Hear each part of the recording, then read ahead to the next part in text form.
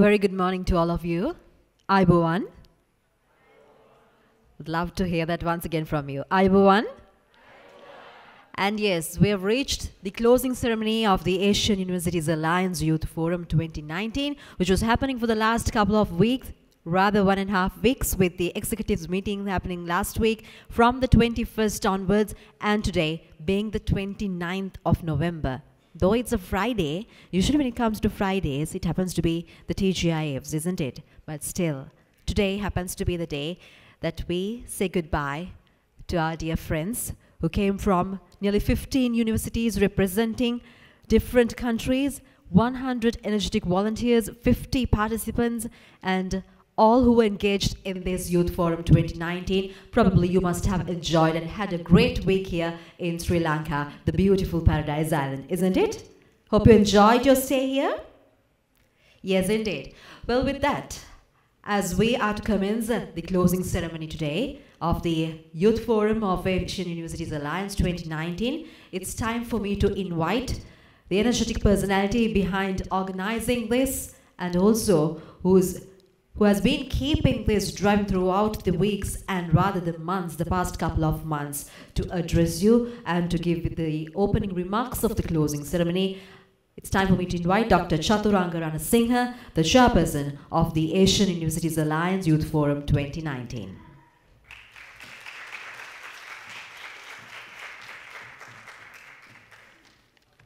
Thank you very much, Natalia. Very good morning to you, Aibowan. Right, we are reaching the closing ceremony. Madam Vice Chancellor, Senior Professor Chandrika and Vijayaratna, who is the Executive President of the Asian Universities Alliance of 2019-20.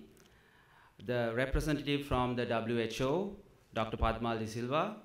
The representative from the UNFPA, Ms. Achini Vijayasinghe. The rector of the Shripali campus, Professor Hettiarachi. The director of UCSC, Professor Hewa Gamage. Deans representing all faculties, senior academics, Professor Nazima Kamadeen, the administrative staff of University of Colombo, including the administrative staff of University of Colombo, the resource persons representing the AUF, Professor Pianjali D'Souza, and all the distinguished invitees, my colleagues of the organizing committee, my energetic volunteers, and of course, our dear friends, students of the AUA Youth Forum 2020, representing 11 universities this time. Today, my opening remarks would kind of cover what is the objective of the next 1.5 hours. We had 3 events been operating last 6 months, being organized. We had the Asian Universities Alliance Executive Meeting, the annual research symposium, and then the Youth Forum, all in health and well-being, the object of health and well-being. And we had a very energetic team representing all faculties, and most of the events were in the UCSC, the Shripali campus, and also other faculties. All the resource persons were representing medical faculty mainly. And we had UOC Tourism, the Emergency Medicine Society of Sri Lanka, the media, especially the Sirasa, and also a lot of media personalities coming in, helping us out. And we have been partnering with the WHO Sri Lanka office, and also So Sri Lanka, the Sri Lanka tourism in this aspect. The 5-day program we had planned was mainly on 3 aspects. It was on academic, cultural, and social aspects. The academic program, under the theme of health and well-being, had mainly 6 themes, mainly focusing on the risk factors of NCDs, the non-communicable diseases.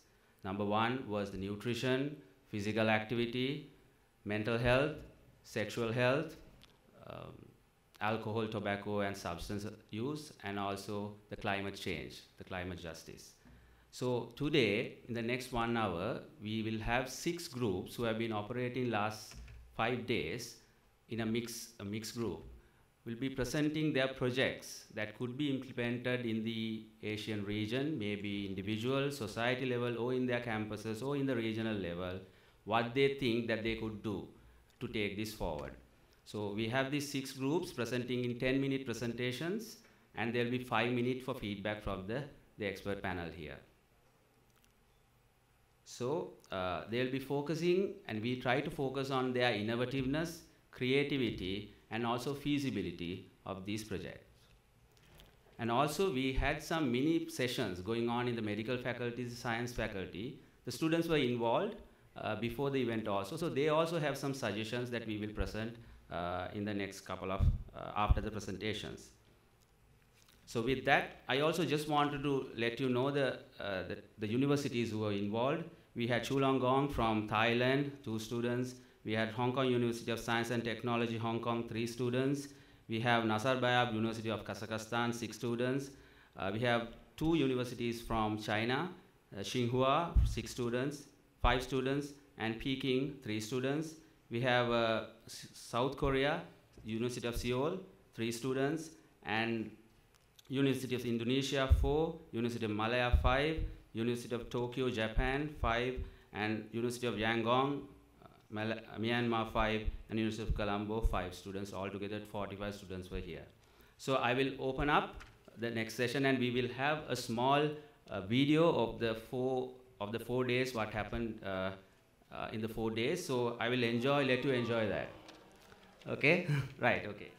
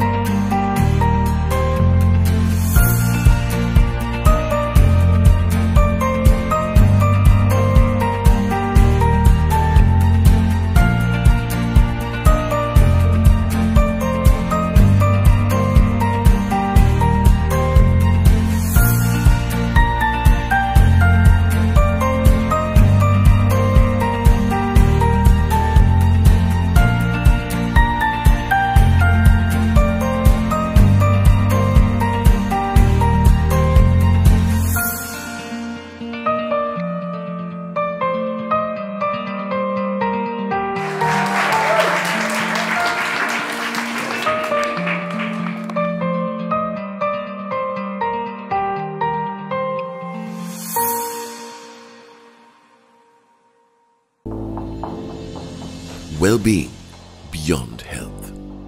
Asian University Alliance Youth Forum 2019. University of Colombo, Sri Lanka.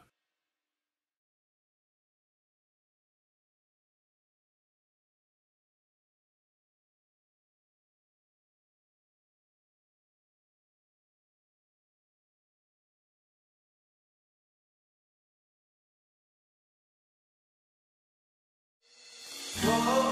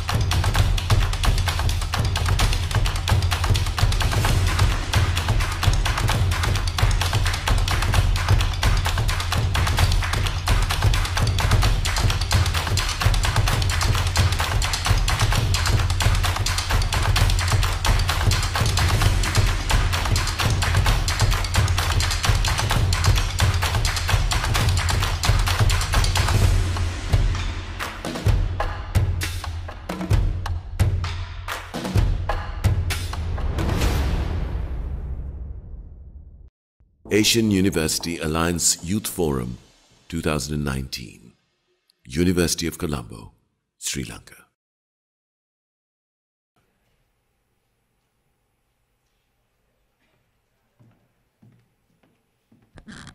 So that's how the week looked like, isn't it? Shall we put a big round of applause once again? This is for the Asian University Alliance Youth Forum 2019, Colombo, Sri Lanka. The theme was Arogya Paramalabha, well-being beyond health. We had sessions, we had programs on different topics, and hope you had an exciting week with all these sessions. And as Dr. Chaturanga did mention about, we had from the very first day, we had about mental health, the well-being of the cyber age, nutrition, we had yoga sessions, and then we had about sexual health, field visit to Sri Pali campus, which happens to be the most exciting day of your week, I believe, and also a lot of cultural and entertainment items, and which was keeping you alive with this Youth Forum 2019 here in Sri Lanka, happening for the very first time here in Sri Lanka. So with that, as we mentioned at the very beginning, one of the major events of today's closing ceremony happens to be the presentations of the groups. You were put into 6 groups and you all had discussions on different matters, and this is probably about the youth empowerment and to take it to your countries, to your communities after today. So yes, it's time for me to hand over to the moderator of the panel discussion as well as the group presentations, Dr. Inoka Pereira. He will conduct the sessions with your presentations. Over to you, Doctor.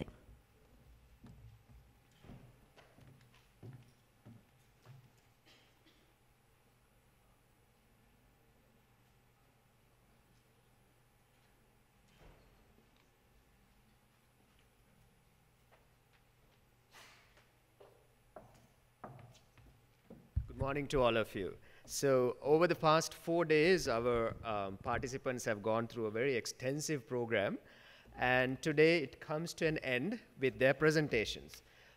So they've been making their presentations all night, and it was a little difficult to get them up also in the morning, right? Okay, so I got 2 presentations here. So basically what will happen is, under the 6 broad topics that you were discussing, we have given you the task of come up with proposals to take this forward. So under the topics, the mental health and well-being in the cyber age, nutrition, alcohol, tobacco and substance use, sexual health, physical activities and climate justice were the 6 topics that you're going to tackle today, right? So after your presentations, our panel of judges will give you some comments to improve your presentation or the proposal, and then they will give you some marks to encourage you, and we will select the best 3 presentations, right? It is just to encourage you to take this work forward. So let me look at the 2 presentations that were given to me, and the ones that are ready, we will start off with those.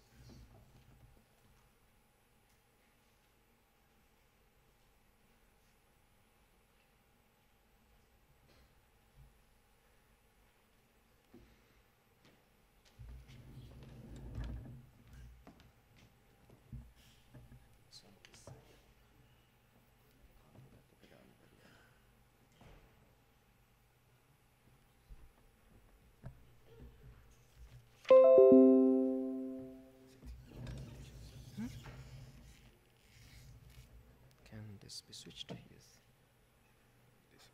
This one? Yeah. No, presentations. Presentations, okay.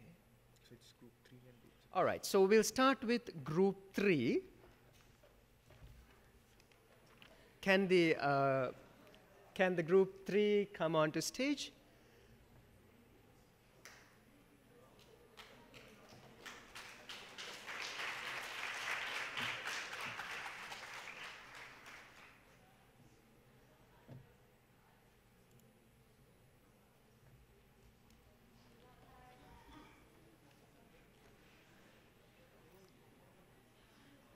All right, let's give them a round of applause.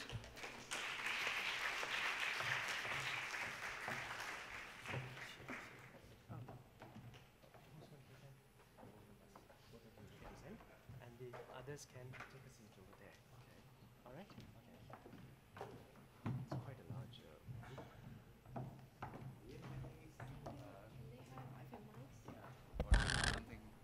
This is what we have. You can present from here. Okay. Right? And there's a pointer to switch your slides. Yeah. All right? Okay.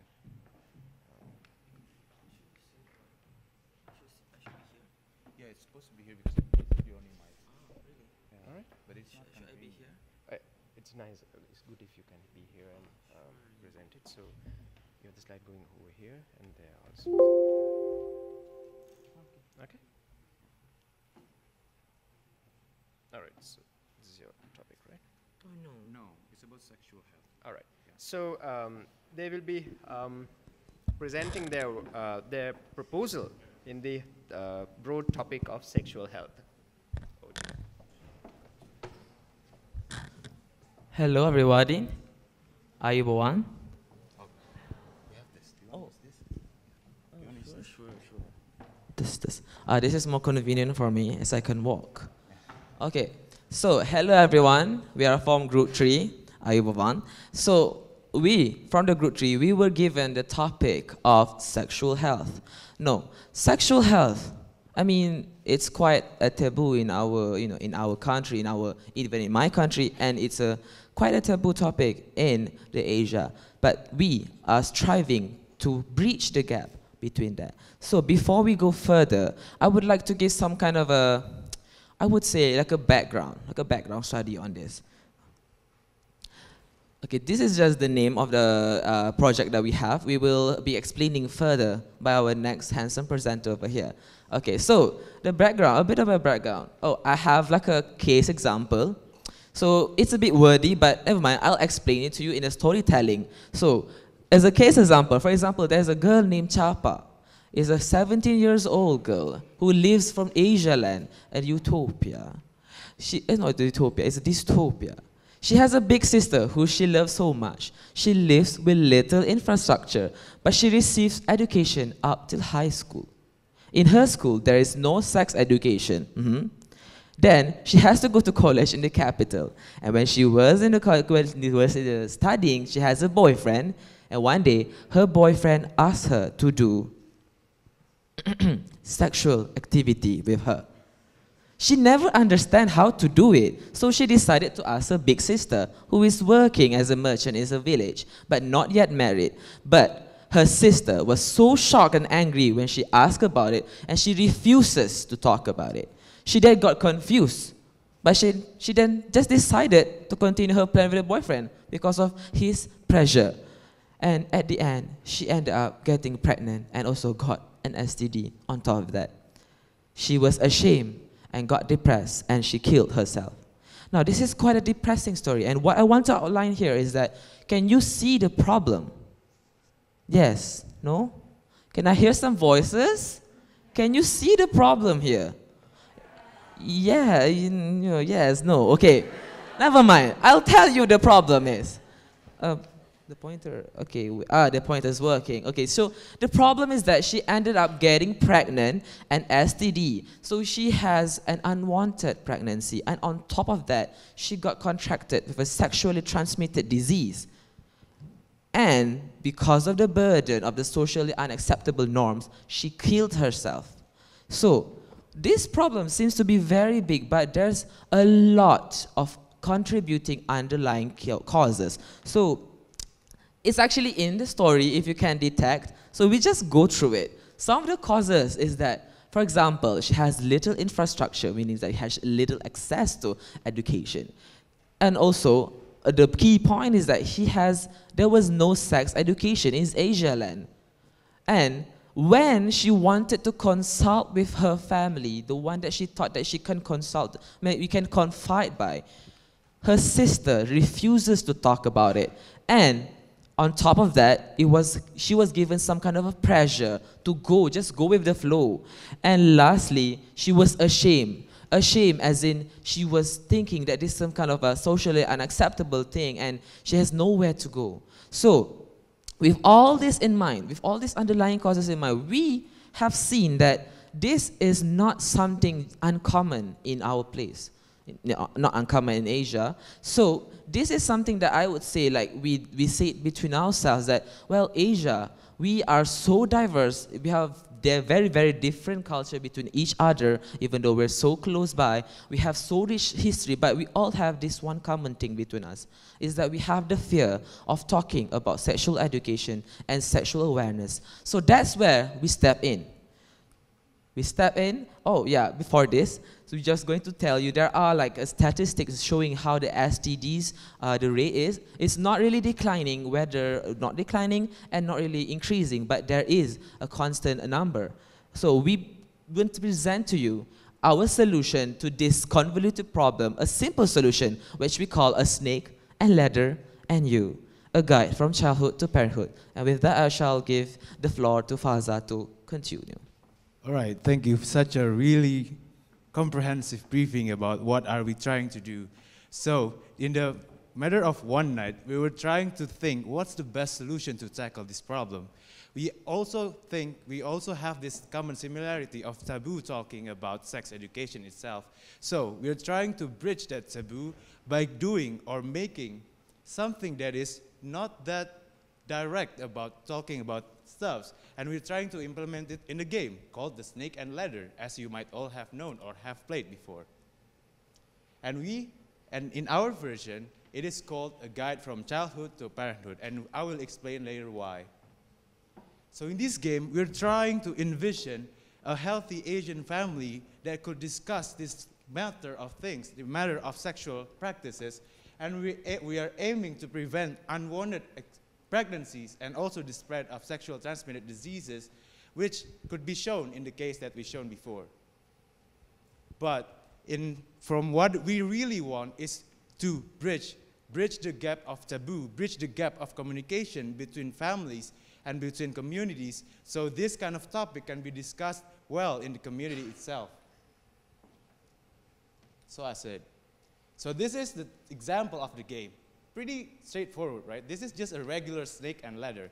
But then, for example, I'm gonna play, and then I have this character, the emoji green character, and of course, we're gonna roll the dice. And then, for example, we got the number 4. So we move to the number 4.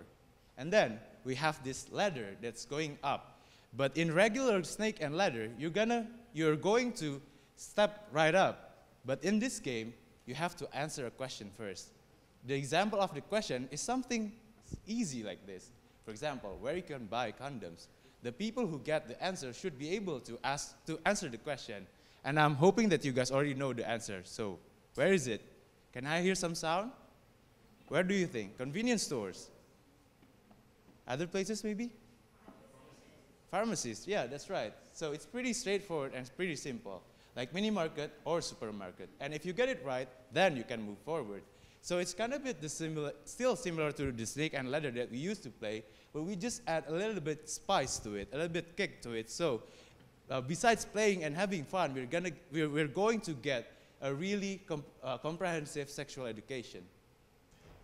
And in this project that we're trying to create, we're planning to make 3 types of different deck: a childhood deck, an adolescent deck, and adulthood deck, because we really want to encompass all the age group that's possible. But in the same time, we can also target it more specifically. So, for example, if I was still 7 years old, I'm going to play the childhood deck. And if I were like 13 to 18, I'm going to play the adolescent deck, and so on. The type of question is going to be different in accordance to the age group, because I know we know that this is still a sensitive topic to be talked about. So we have to adjust to the common customs as well. So, for example, this is the type of question that you would get in the childhood deck. This is the question. Imagine today you return home by bus, and there's not so many people, and you cannot find a seat. But then there's a strange man who asks, who's been standing to you and deliberately leaning against you. When you move to avoid, he also moves and keeps close to you. And so what would you do in this case? Can I get some answers? All right, yelling, nice. Any other answers? Okay, so for example, we're going to give the example like this. The answer should be, ask a conductor for help. Or maybe you can just stop the man and let other passengers around you hear. So screaming was pretty right. And this is the type of example of adulthood deck. The question is, what would you do? What would be your answer if your child asked where they are from? And we can answer it according to the age group itself as well. So from this project, we are hoping that we can create this project because we expect some of the strength of this project, which is first, it's so easy to develop, and it's relatively cheap to produce, but what's more important is we can build conversation in families, circles of friends, and community. So for example, I'm playing with him, and when we're playing, we're going to discuss things that were being questioned in the deck itself. So it bridges the gap of taboo or awkwardness between the community or family by using this game. And it can be widely distributed in the community because it's only in the form of boards. You can find it in villages and anywhere you would see it.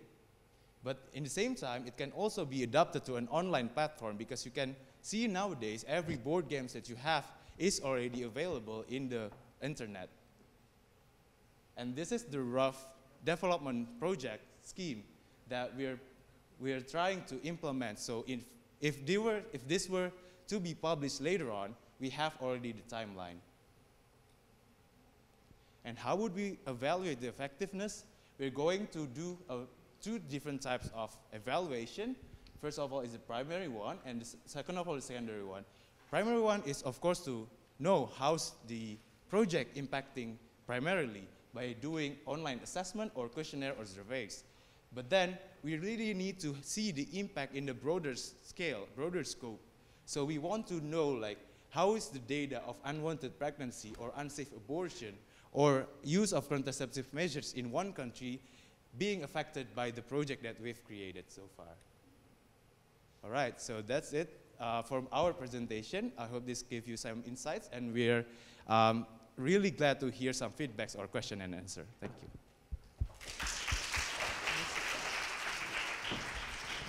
That's what we would call innovativeness.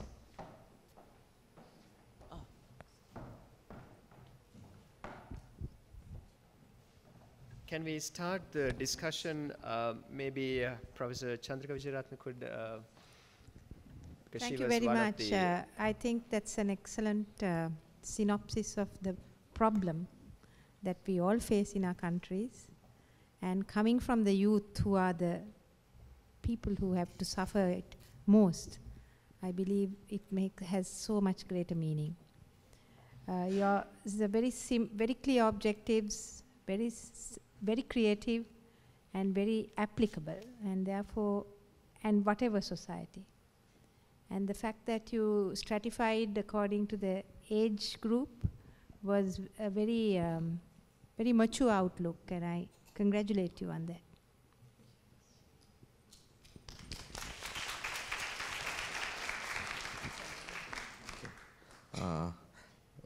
Let me again congratulate you on a very nicely presented and very innovative intervention. I really want to appreciate that you have selected a universally known game so that everyone is aware of that and there won't be any stigma in using that game for your learning purposes. And it's really nice that you have selected for age categories as well.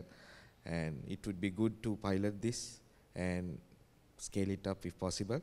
And one question, what happens when you go to a snake? Yeah, it's the same thing with you when you go to the ladder. So when you answer correctly in the ladder, you go up. But when you answer correctly in the snake, then you're still going to be there. You're still going to be there. You're not going to go down. Okay, so it's create a more competitive sense in yourself. Good.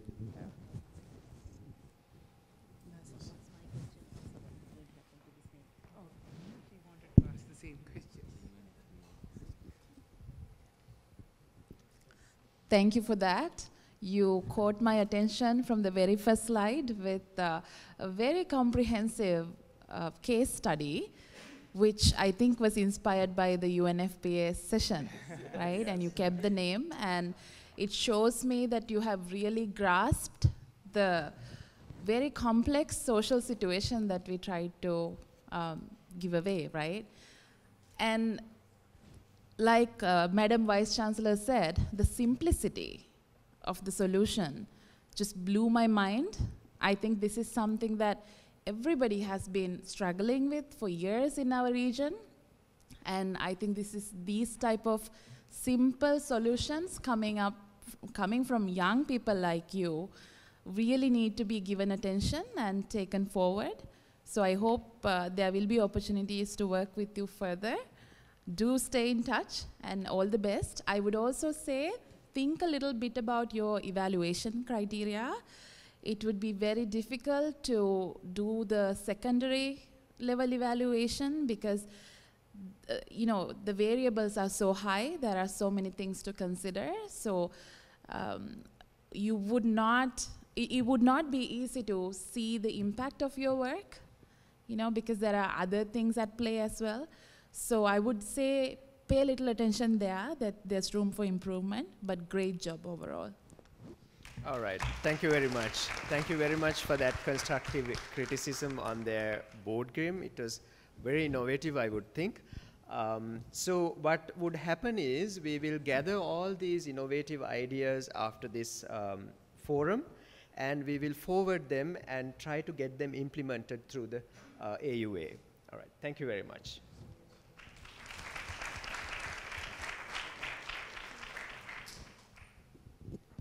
The next group would be group number 6.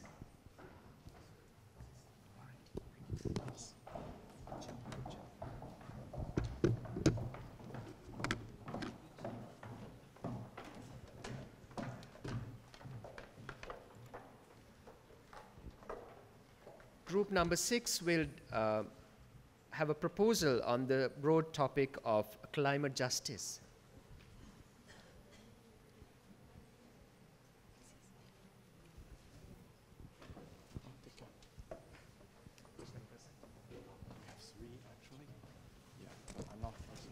From down there, is it?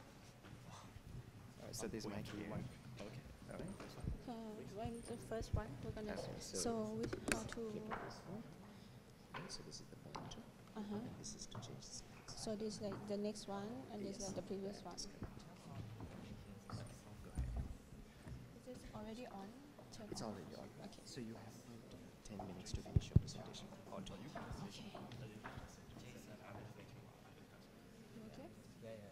Should we stay here?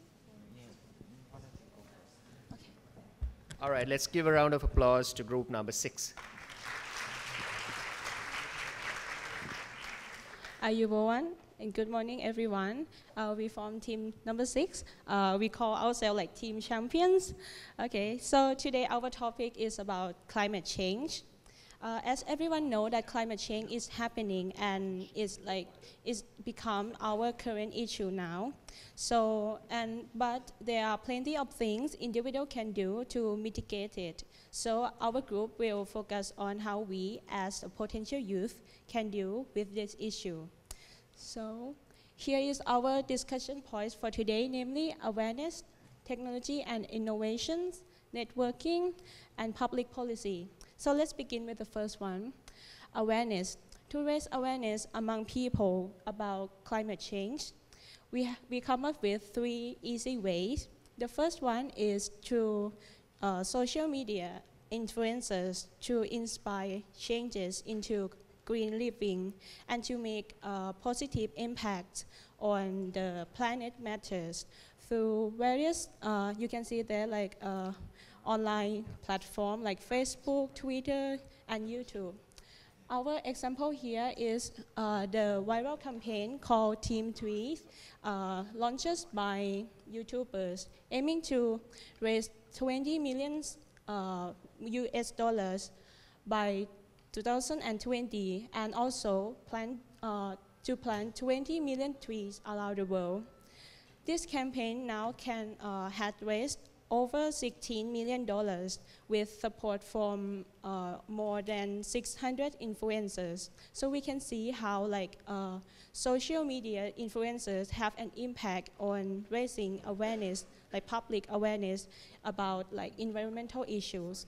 So the second way is the climate change education. We believe that education is an essential element of the global response to climate change. And so like we decided that we can do promote climate change education both on campus and off campus. For on campus, we can do it by maybe having kind of like group or activity that we have together, or have kind of exhibition booth, or having seminars. But for off campus, we will mention the example about the trash tag. It is like a viral challenge now, which is prompting people around the world to clean up their nearby green areas and post the before and after photos. So it went like viral now. And the last one, we think about to using the climate change art, which is generally intended to overcome humans' hardwired tendency to value personal experience over data and to disengage data-based representations by making the data more vivid and accessible. So as we see on the last Wednesday at Sipali campus, there are one performing arts that they use the plastic bag to represent how it affects our environment. So that performing art also make us think about what can we do with this issue. So now my friend gonna continue the next point.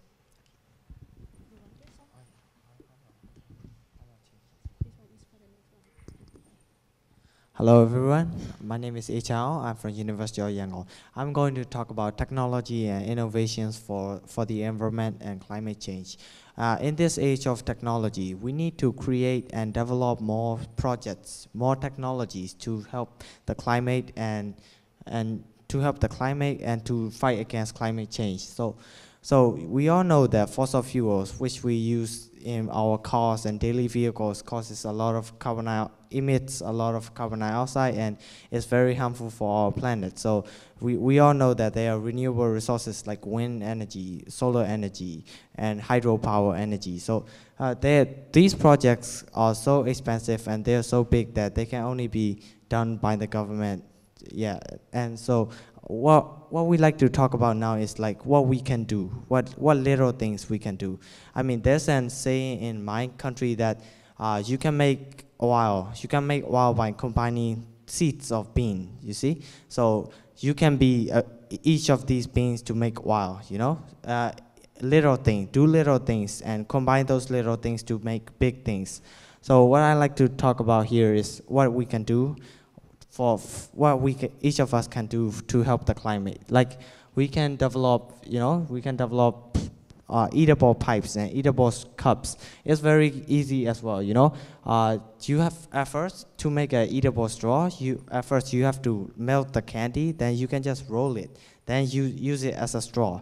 I mean, it is a very important case because many turtles in the ocean think that the plastic straws are their food and they've been consuming them, and most of them ended up being killed by those plastic straws. So these eatable straws are like little things what you can do to help the climate. And yes, so what we have on the left side here, those are the worms, red worms that eat styrofoams and plastics. Yes, many people find them disgusting, but I recommend that they are very eco-friendly and they can be our friends to fight against the climate. It's like they're so easy to grow as well. You can just get some land, you can just some soil and water and some paper, and you can just grow them in a little box. Then you put styrofoam in there and they just decompose them. Styrofoams take hundreds of years to decompose, so they can be very eco-friendly as well. And next, my friend Jason is about to talk about global cooperation and policies. Thank you very much. Thank you, Jackie. I'm Jason from Tsinghua University, China, and I'm going to introduce you to our very unique proposal. Very unique proposal to address the really big problem of climate change. And we all know that we have actually many international organizations that is aiming to address the various kinds of problems in our society. But we do not have like an association for the coordination of solving the problem of climate change. So we are proposing that we now are incorporating and combining all these systems and institutions together to form what we call is the green circle. It's like, for example, ISIC. Is there any ISICer here? I mean, sure, right. So it's like an international organization that is run by students, and students would actually exchange to other universities or maybe countries to do like volunteer work related to the sustainable development goals of the United Nations. And it's like the biggest non-profit organization in the world that is run by students now, I think.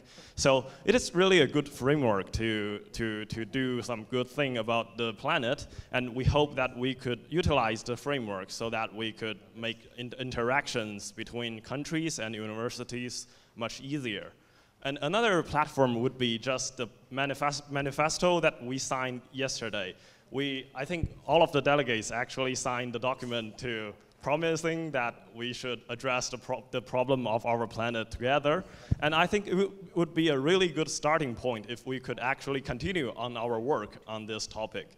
And thus, we have the Green Circle. It's like an alliance of universities that is willing to address the problem of climate justice. And we hope that through exchanging activities, through each university would shoulder their responsibility to solve the problem that we are facing now. I think we wouldn't get a solution really soon, but it is a starting point, and we have to start anyway. So we would like, for example, have a model climate change conferences in the framework of the Green Circle. I believe you guys would know Model United Nations conferences. It's like all students from different universities would play the role of delegates from different countries, and we would like to find a resolution to an important problem. And now, since climate change is really a big problem now, we have MCCC, that's the Model Climate Change Conferences. We would like the university that is hosting the Green Circle this year would host a conference of MCCC. And well, next year the host would change, and we would have a rotating presidency, just like the AUA Youth Forum. Well, I would like to introduce you to the UN SDGs, and we have actually two very related topics on it. The 12th SDG is responsible consumption and production. Just as my friends just told you, we have different techniques to make the waste less and to protect our planet. And the third one is actually directly related to our topic. That is climate action. We need to take action. Just like any other pressing issue on this planet, like war and peace and other stuff, climate change is real, and climate change is happening. We have to do something right now. So we would also propose that our delegates from different universities would actually form a network so that we could encourage the students and other universities and the governments to introduce eco-friendly and climate-friendly materials and products into the market.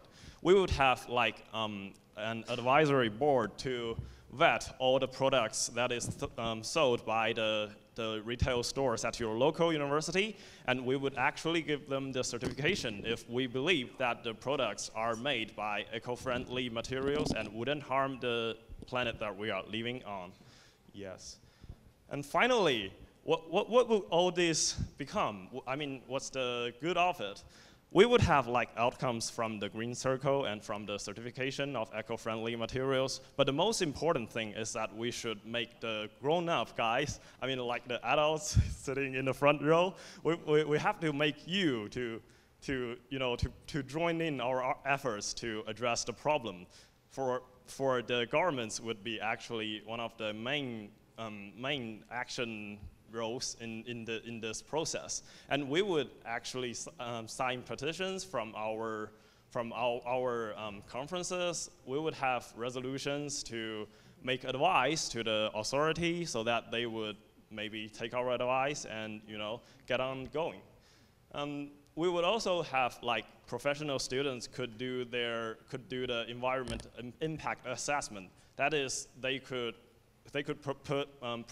provide advice for example, a construction site at your local university. We would evaluate if the program is actually good to the environment and wouldn't harm, for example, wouldn't emit a lot of greenhouse gas. And finally, I think all of you would know who she is, right? What's her name? Yeah, Greta Thunberg. She's a Swedish girl who is only, I think, 15 years old, but is really changing the world. So what's so unique about her? I think is her persistence. She actually first persuaded her parents to quit eating meat. And then, well, she went on to go strike for 1 day per week at her school. I mean, we may not necessarily have to do a strike for classes at our university, but surely we have to do something to save the planet. And we believe the Green Circle that is proposed by us would be a great initiative to start this process. Thank you, guys. Thank you, Group 6. May I request Professor Nanayake to comment on their presentation, start the discussion from there?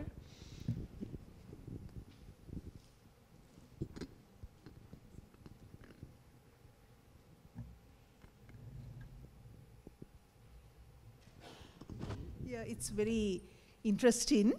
And can you just explain a bit more about how you, about your the suggestion about using these worms? How this that was not very clear to me. Yeah. Actually, in my university, I have my friends. They are working on research, doing some research on building a plant, and and they will breed some red worms, and then this kind of red worm can digest the food waste and transform it into a compost. Like I don't know whether you guys heard about fur composting. It's kind of breeding worms, and then try to digest the food and turn it into convert the organic and compostable materials into food or bedding materials. Yeah, all you have to do is quite simple. I think that a lot of people think that worms is a kind of disgusting, or maybe we would treat them like killing them, but actually they can be our allies. And friends in fighting against climate change. All you have to do is to find a paper box and then put some soils and water, and all you have to do is to provide some water, moisture for the worms to grow, and then you can put the leftover inside the box. And also the worms, and the worm would just directly, literally eating the food. Yeah, and that's the whole concept of furry composting. Yeah. Is there any way you could introduce this to school children? These methods. We didn't promote it in our school, but we are doing some in industrial scale. But we are thinking about everybody. I want to have a home message that. Even though we are not an engineering student, from engineering school or science school, you can also make use of this kind of technology to, for example, breed the worms in our home to solve this problem. Because I remember there's a research studies. All you had to do is to breed 1 kilogram of worm, then it will just naturally decompose 1 kg of the food. Yeah, to solve the food waste problem in at home or inside the campus. Yeah, thank you. All right, thank you very much. You could incorporate some of those thoughts into your proposal and improve it a little bit, maybe to take it to other sectors, not just to think about the industrial level, maybe to take it into school level or to your level wherever you can implement it. All right, thank you very much. Is there any other comments? Yeah, of course, it was a very great explanation. Of course, good resolution for the one of the environmental issues. And at the same time, I just wanted to ask about, there is a big challenge, of course, threat from the nuclear waste at the moment in the world. So have you ever thought of, is this a big climatic issue also at the moment? Have you thought of anything regarding this matter? Regarding nuclear waste, I think our presentation focused more on what the individual can do, but regarding nuclear waste in general, I think right now the development in solar energy, thermal solar energy and solar panels and also wind energy is so huge, and the projection for how much it can fulfill our needs is big enough that some people could also advocate for taking nuclear power plants off the grid totally. Obviously, people who are experts in field of energy would know better whether it's a good idea or a bad idea. But from my perspective personally, I think the damage that's done by nuclear leaks, for example, nuclear spent fuel leaks, is too big of a threat to manage, that instead using fully renewable resources would be a smarter idea. And again, in our presentation, we try to focus more on something that could be done on an individual level. That's why we thought something like the worms or these small ideas that can be implemented on a household scale, the small contributions would add up to a big contribution at the end. Thank you. Thank you. Just to kind of put it all together, I think you all have to be congratulated, because this is a very timely suggestion, and coming from the youth is what the rest of the world should really take on your messages. And thank you so much.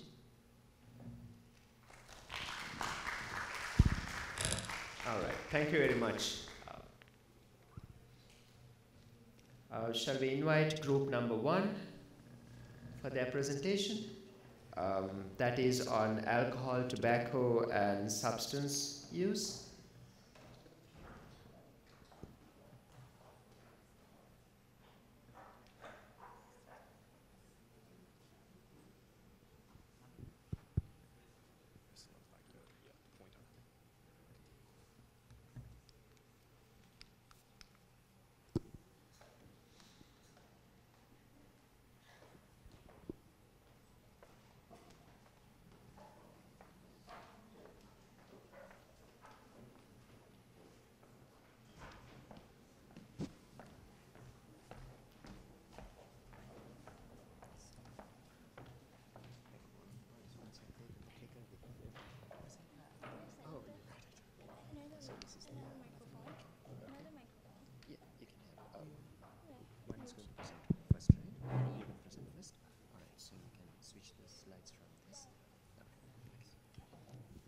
All right, let's give a round of applause to the group who's going to discuss about alcohol, tobacco, and substance use.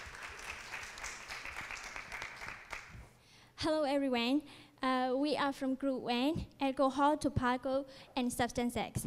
Our group name is ATSYN. What does it mean?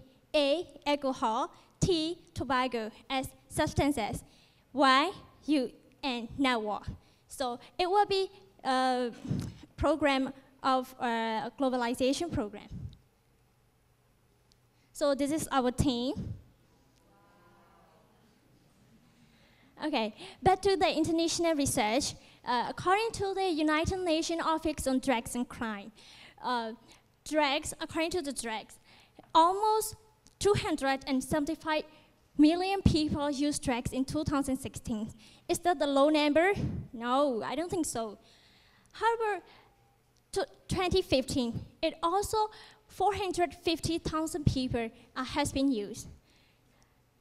Overusage of alcohol, 3 million deaths in each year.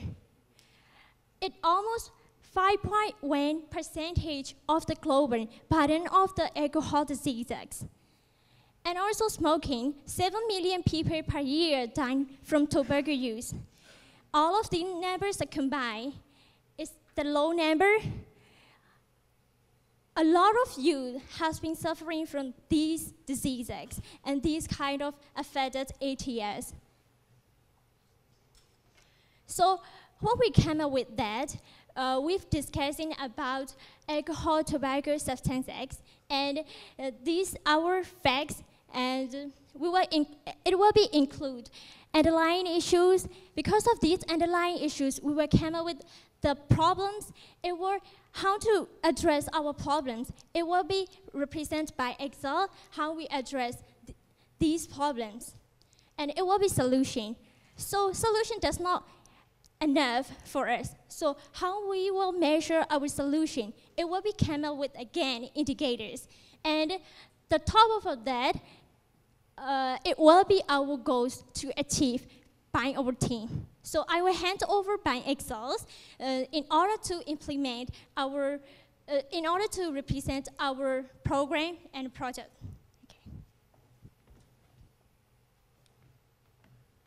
All right, moving to the project. So now I'm going to talk about our project and our network. But first, we need to answer the question, why we are doing this. So we have three main reasons for doing this network and this project. Mainly, we have noticed our social environment seems to have rapid increasing negative impact on ATS, alcohol, tobacco, and substances. Secondly, we have noticed the absence of the actual youth movements. We don't have actual contributions toward this problem, while the most impacted people affected from ATS impacts are youth. And thirdly is our survey. So the survey that we have done yesterday, we have asked 61 members and participants from AUA Youth Forum about three main questions, and based on that answers, we came up with this project. So our survey with about three questions. The first one, have you experienced a negative impact on your surrounding as a result of ATS? And surprisingly, 79% of the 61 participants and volunteers who contributed in that survey answered with yes. 79% is like a huge number. The second question, do you think that alcohol, tobacco, and substance have a negative impact on our health? And then, do you agree to join an international youth network to tackle this? So, 97% of you guys answered with a yes. So, what is it? You may notice our official logo there alongside with AUA and the Youth Forum as a sign of the real implementation and official launching of this network. So the network is Alcohol, Tobacco, Substance, Youth Network, ATSYN. So we are a youth network and platform that help youth, it's from youth to youth, helping us to tackle ATS negative impact. What's our objectives? We have four main objectives. We divided them into two stages, before stage and after stage.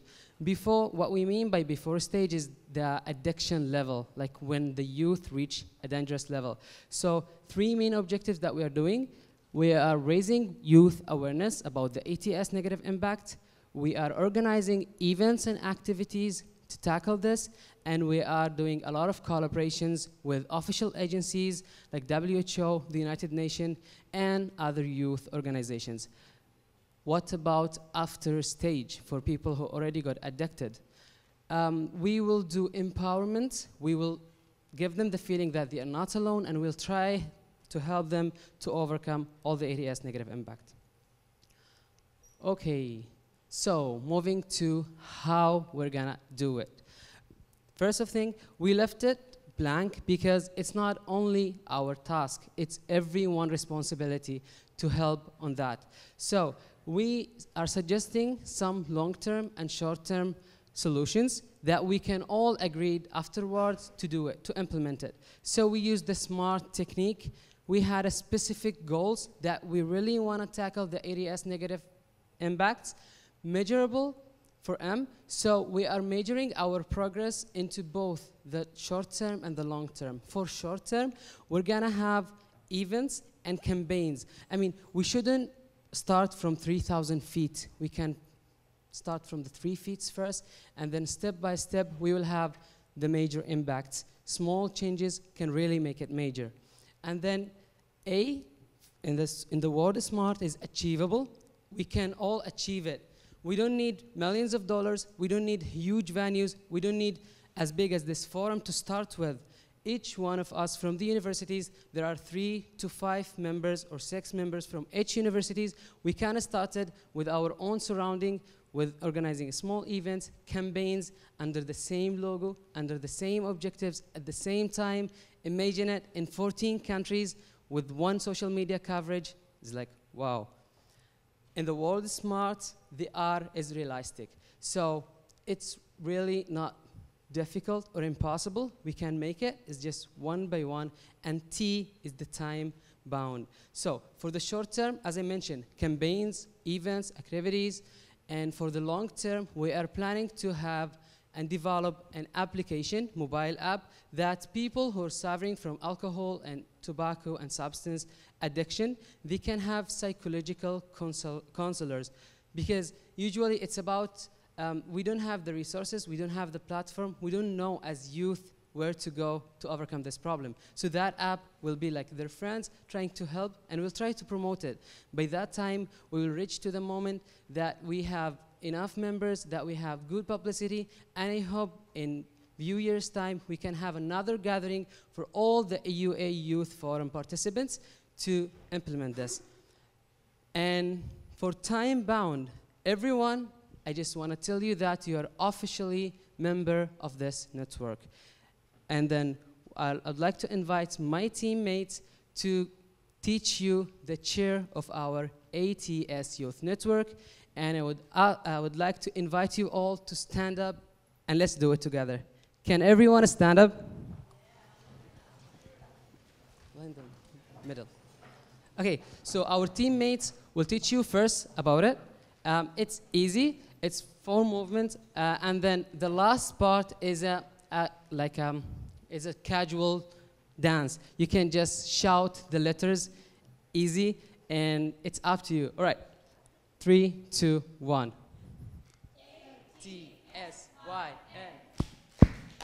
A-T-S-Y-N. A-T-S-Y-N. Ooh, all right, now we'll do it together. It's easy, right? All right, 3, 2, 1. Everyone, please. A-T-S-Y-N. A-T-S-Y-N. A-T-S-Y-N. Ooh. Thank you, everyone. Thank you so much.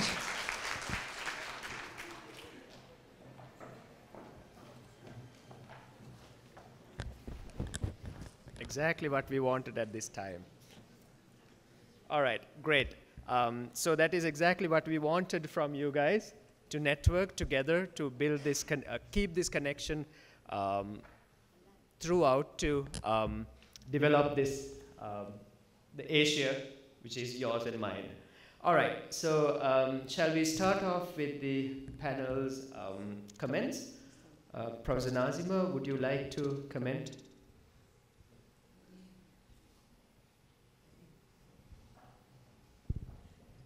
So thank you very much for that very innovative and extremely invigorating intervention that you did at a very good time.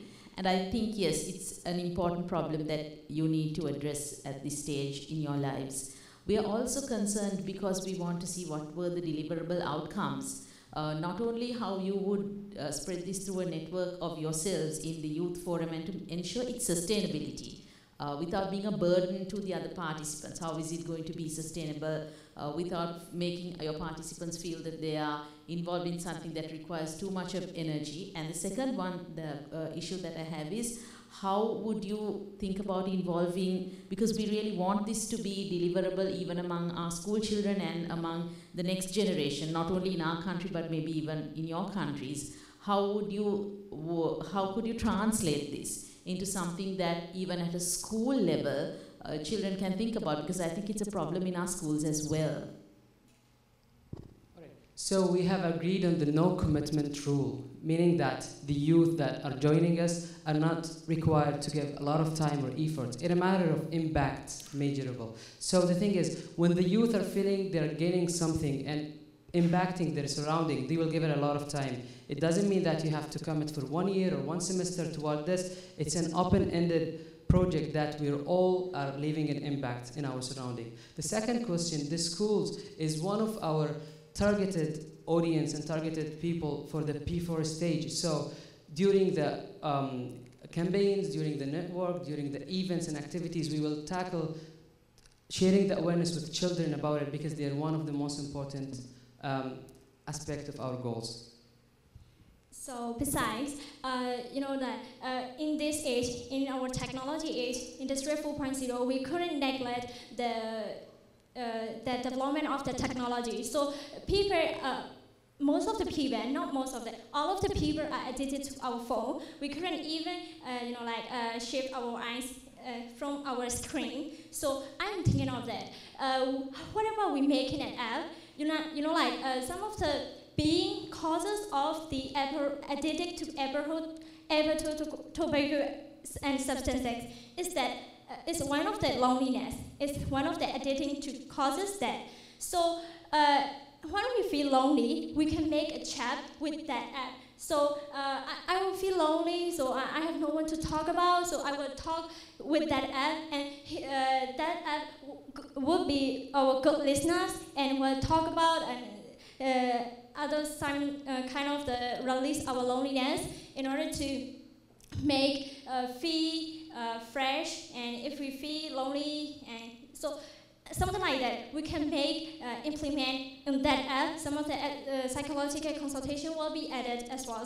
So we couldn't implement that app on our screen because it needs a lot of time to make some of the developer. So we can make some generation idea, and we can show you that point.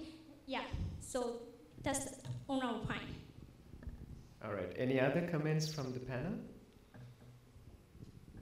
Hello. You have a very nice presentation about the kind of a common problem what we see in society. Sometimes the awareness is not enough for people to prevent doing bad things. The networks triggers people to get into a bad loops, and at the same time, the networks prevent people or protect people. What we have seen sometimes, even for example, tobacco, alcohol, if you take it, people know they are bad, but people take it. At the same time, some people who don't take it, because of the network, they are got into a bad loop, sometimes prevented. So at the same time, I have seen in some groups and networks, there are people who can escape from the bad things. So do you think, is there something which protect the people doing the bad things? Sometimes this may be a mix of the network and the awareness, or is there another third thing which states? So it's a challenging question for you. So we'll answer the question into two parts. We're having to overcome and we need to prevent and protect. So for protect and prevent, we should create environment. I mean, because of the society, people will get addiction. Because of the society and friends and peers, people will start drinking and doing drugs and etc. So by creating social, sport, healthy environments, which actually align with the 6 topics that we're discussing in the Youth Forum. So by creating such environments, by creating such awareness, they won't get into this. For people who are already involved, the thing is, they are doing this because of 2 reasons. It's either they are already there and because of their stress, their life, their hectic. So the thing, we will just give them the feeling that they are not alone, and there are a lot of people, as we said in the statistics of the research that we've done, there are millions of people who are affected. So millions of situations that we will face in our network. So the thing is, we will try to give them the feeling to overcome. We will try to create a full understanding, educate people, so by then we will reach to the level that we can overcome the ATS negative impact. All right, thank you very much. Small comment. Of course, in Sri Lanka, some years ago, so there was a huge campaign, very creative campaign against alcohol and tobacco, especially tobacco in the buses and the public places. So they were, of course, using very creative advertisement type of very things, just to humiliate people who, of course, utilize or use tobacco, and also some other alcoholic things in the public places. So have you thought of any such, very creative, through very creative advertising, through those things to have an awareness among the youth? Because when anybody and everybody is, they don't like to be humiliated from the society. So if people feel like humiliated when they are doing such things in the common people, so have you thought of such things also? In each one of us, in each country of one of us, we got similar campaign. But the thing is, we haven't got an international campaign that tackle the same problem. So yeah, as I mentioned, they're not alone. You're not doing something bad. There are millions of you. So if you give them that feeling, they will feel as they are part of the society, and then they will not be alone, and they won't keep doing the things that they are doing it. So social media is a good platform that we are planning to do. And when the social media is in 15 countries, it makes a major impact. That's going to make a major impact. 15 countries. Can I ask a small question? What sort of an official assistance you expect to prevent ATS? Official assistance? What sort of an official assistance you can expect to prevent ATS? Official assistance. Yeah. So for such youth movements, we would need an official recognition. Somehow we would need funds, although it's not gonna be the barrier to start the things. So in order to make the things implementable, we need the official support to address the youth movement toward this. There are a lot of youth activities, youth societies, youth organizations, but no one is giving us enough attention to start the things. So recognition and a little bit of support would be enough for us to start. All right, thank you very much. Thank you. Let's now invite the group that is going to present their proposal on mental health and well-being in the cyber age.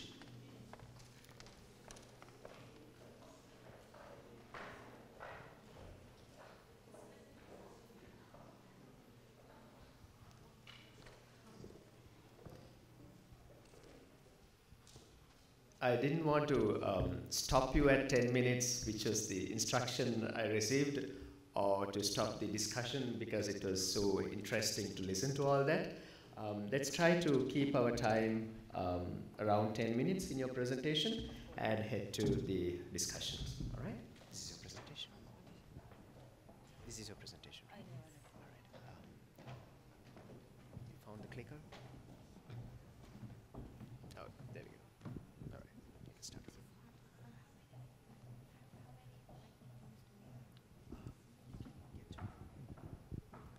Good morning, ladies and gentlemen, students and professors. We are the team dealing with mental health problems.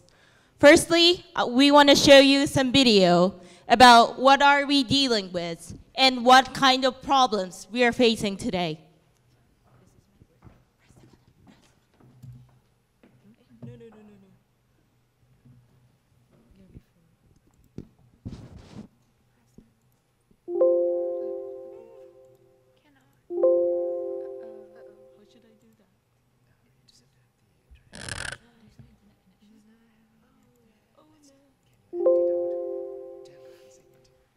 Okay, so we're gonna do the first presentation, and later on we're gonna show you the video. Okay, we're gonna move on. Yep, what we are trying to do is normalizing mental illness. It means make the mental health problems as normal as physical health problem. Have you seen someone who are given a lot of medicine when their story need to be heard? Have you seen someone who are told to be hospitalized when their story need to be heard? We want to make changes in this kind of situation. And what we propose is, first, what is mental illness? First, mental illness means some kind of mental condition you face in everyday life. First, it's like eating problems. Second, it's like sleeping problems. Third, it's like anxiety or sadness or whatever you face every day. And what does this tree depict? You guys remember what we did yesterday. We did tree assessment. We showed that there were some kind of similarities in what we face today and what we see as a goal. So we thought that if we can talk to each other or share our experience together, we can make changes and we can be someone's help. But we also know that it is really difficult for someone in need to seek for help. So we focus on those around them.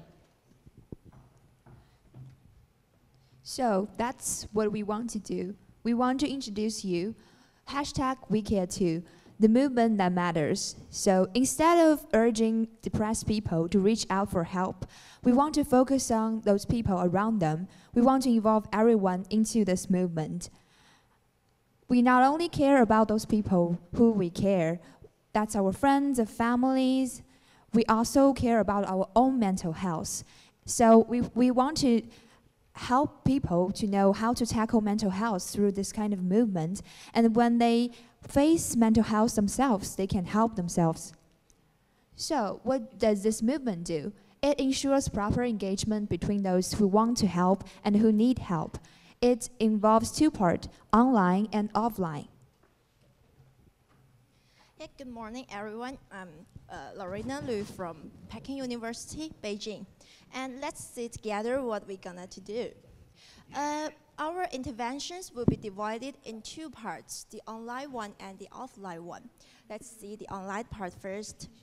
Okay, we will establish a website, maybe set up an app, and also post some vlogs online, as well as hold some online forums.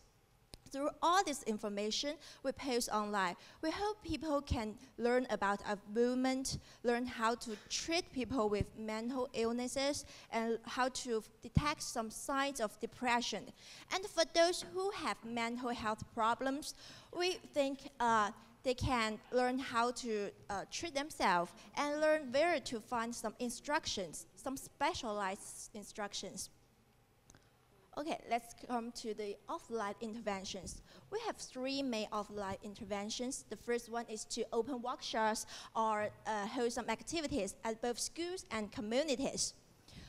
We will hold these workshops and activities to people facing mental health problems and also their family members, their friends, or the people surrounding them. Like, do you know AA meetings for someone addicted to drugs or alcohol? We will set up a similar one, support groups, to encourage them to share common feelings. Through this, they might think that I'm not abnormal because everyone could have struggled or maybe struggling and suffering. And I'm not the only one, I'm not alone because someone is here for me. The second one is to improve consultations with specialists. We really did want to encourage others to seek help from some specialists and psychologists. Maybe we can provide some souvenirs or some gifts like keychain and bottles printed some information of the institution on it. And also we will distribute some brochures as well. And the last part is mental health. As a compulsory subject in universities. We want the school to make the courses of mental health problems compulsory to the freshmen. That means students of the first year. And also during these courses, we'd like to hold some field trips to make people more open up to the public. Okay, that's my part. So this is a huge project and movement. So how can we raise funds or money for this? In order to make the project more feasible, we are thinking about 3 ways of raising funds. First, we can seek for a company sponsorship. Second, crowdfunding is also very useful. And thirdly, we can get money from the government. So the future vision of our movement can be stated as following. We want to drive government involvement in the movement, and we're also talking about networking. We want to network with other voluntary projects which embrace mental health. For example, Me Too. Also, we want to get funds from medicine fees directly to patients. We are thinking about build a mental health care system, just like the physical health system we're using right now. And lastly but not least, we want to broaden the spectrum to a global scale so that we can involve everyone into the system to help create a supportive environment. Considering the fact that 1 billion people are estimated to have a mental or substance use disorder throughout the globe, we believe that this movement is long overdue. Because this can happen to any one of us. You, me, all of us. In fact, 1 in 7 people around the globe face mental disorders or substance abuse. And this does not even include those who are unaware of their own illnesses or the ones who don't reach out. How many of us in this very room can say that we're not going through anything? Take a moment to think about that.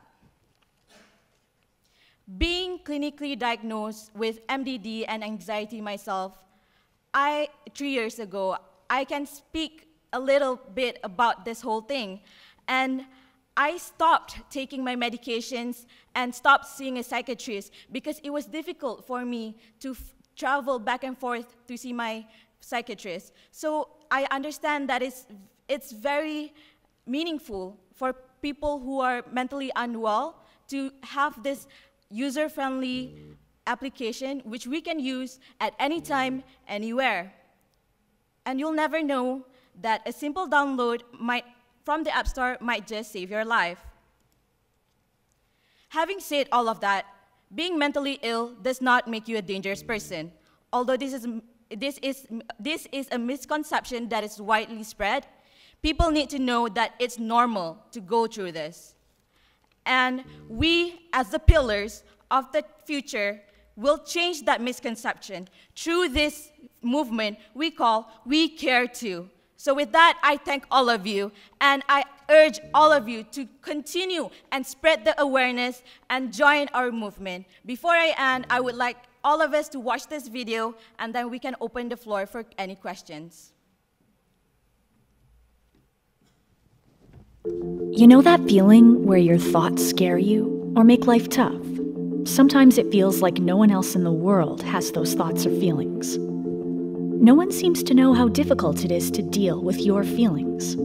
And it's not easy to share your deepest secrets. You might think something is wrong with you.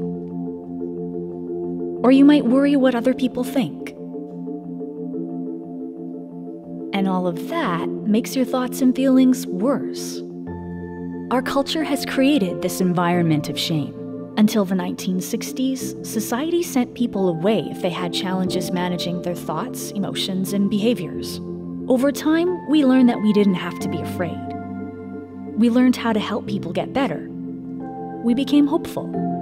But there are remnants of those images in our culture today, which is why some people still feel uncomfortable talking about it. The stigma has taken new forms too.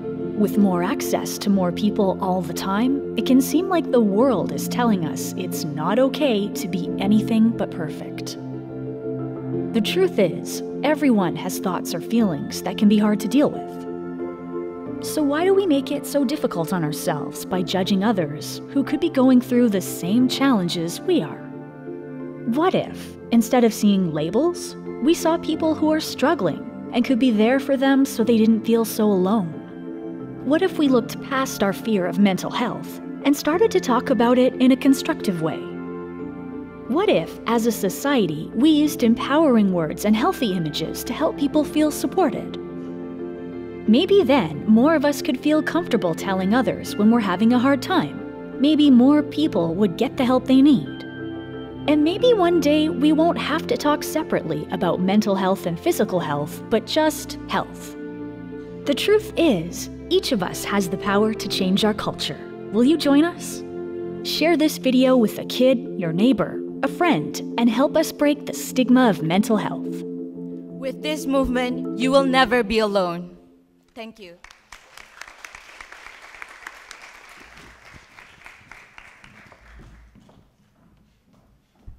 Thank you. Shall we start with Dr. Padmal De Silva to comment? Yes.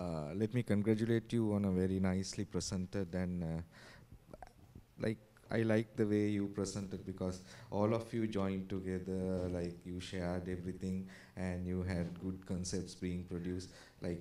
For one, SDG 3, you were going back to SDG, not your group maybe, but you were talking about SDGs. So let's talk about SDG 3. SDG 3 is on health and well-being. So basically health and well-being, how do you quantify well-being? We don't really talk about well-being, but well-being is mental health. So in that sense, your suggestion that each university, the first year, you should have a mental health course, maybe a well-being course, because it will capture everything.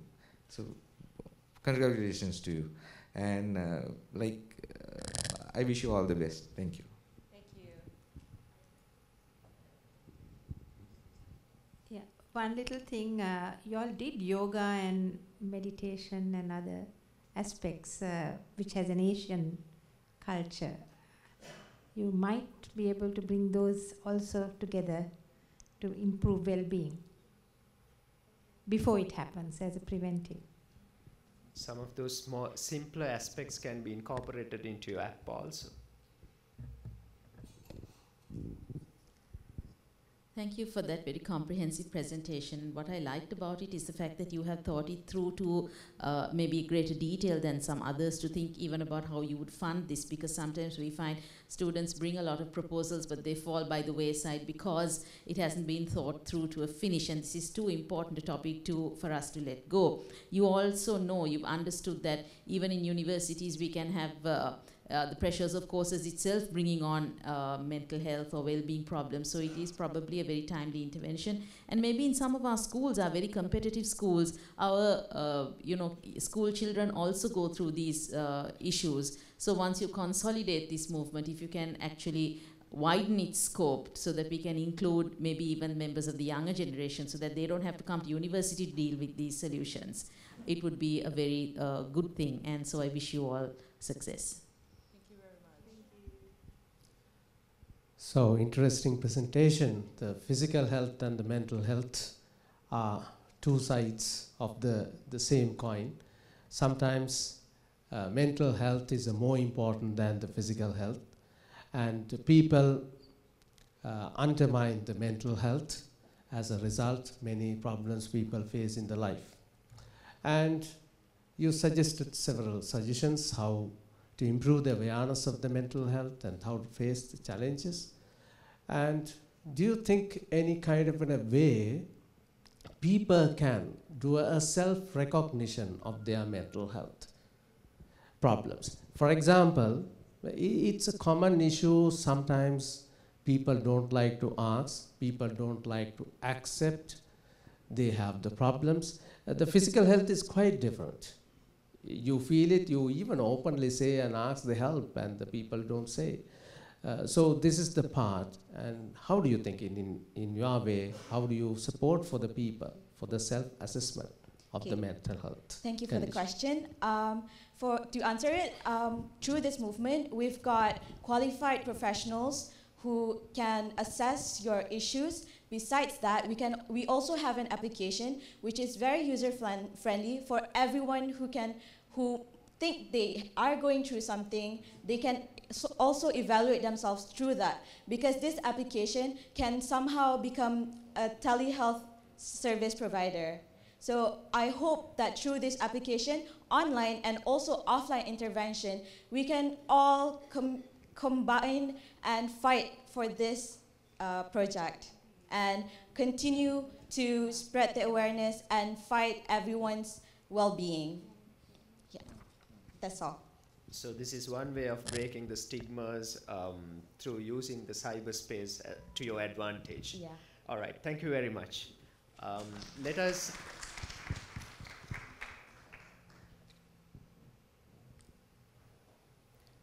now invite the group who's going to present their proposal on the theme of nutrition.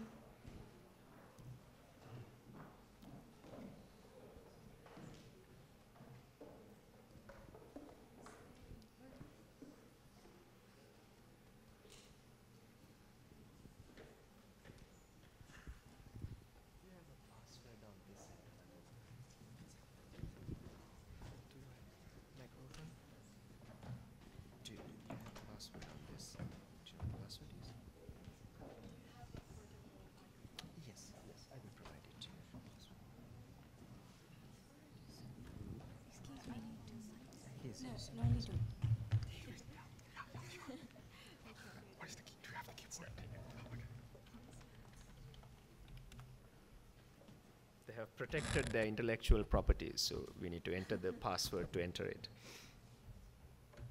All right, so the clicker is there, the microphone is there, right? So other way around. Okay. Right, so the middle one is there. Okay, good. All right, let's give them a round of applause. Good morning, everybody. Are you everyone? Yeah. My name is Yu Huan, come from Peking University and Group 2. Our topic is nutrition. Yeah. Do you have your breakfast today? Do you have your breakfast every day? Maybe not. We want to set up an organization named BH First, Break Bad Habits First. We divide breakfast to break and first. Yeah. And okay, why do most students skip breakfast? Do you know? Maybe you are in a hurry or have no time. Maybe you have not enough money to buy a healthy breakfast. Maybe you don't feel hungry because we have five meals in a day, maybe. Okay. But according to research, the risk of heart attack will increase 27% if you don't have your breakfast often. And risk of diabetes type 2 will increase 20%. And you are going to sleep in the morning, maybe in class, and be in a bad mood. Okay, what should we do? Please welcome my group mate to introduce our project. Okay, thank you for introducing me to the stage. I'm Akane Kuma from the University of Tokyo. So let's talk about what can we do to prevent this problem. So we'll come up with an organization, BH Fast, yeah? And then this is how the organization works. So down here, we can see the organization. This organization will provide food to a shop that is very near to the university. And maybe the food is made of protein, it's just nutritious. We can provide nutritious food very cheaply. And then this shop is placed very near the university. So every student would pass the shop before they go to university, and then it will be easier for them to get to the shop like between classes. So the idea is you pay a very low price to get a nutritious food.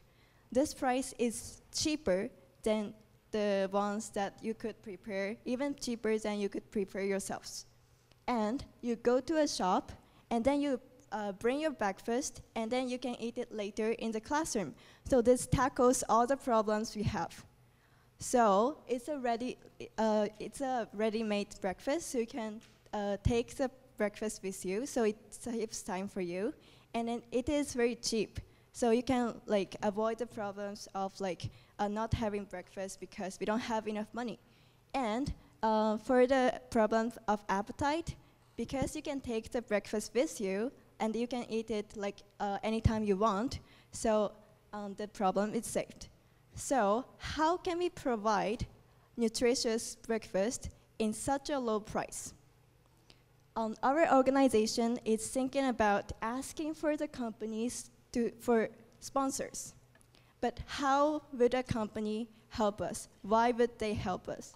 And this is what we're thinking. Do you guys know like a forum where all the companies gather together to introduce themselves to the students? Like recruitments? For example, Boston Career Forum is a very known one. It's a very popular one. And do you know the cost of attending such a forum for a company? It is very costly. So if we could provide a place for the companies to introduce themselves to the students, it will be much cheaper for the companies to sponsor us than to give money to the platform of the forum. This is why we can have sponsors from the companies.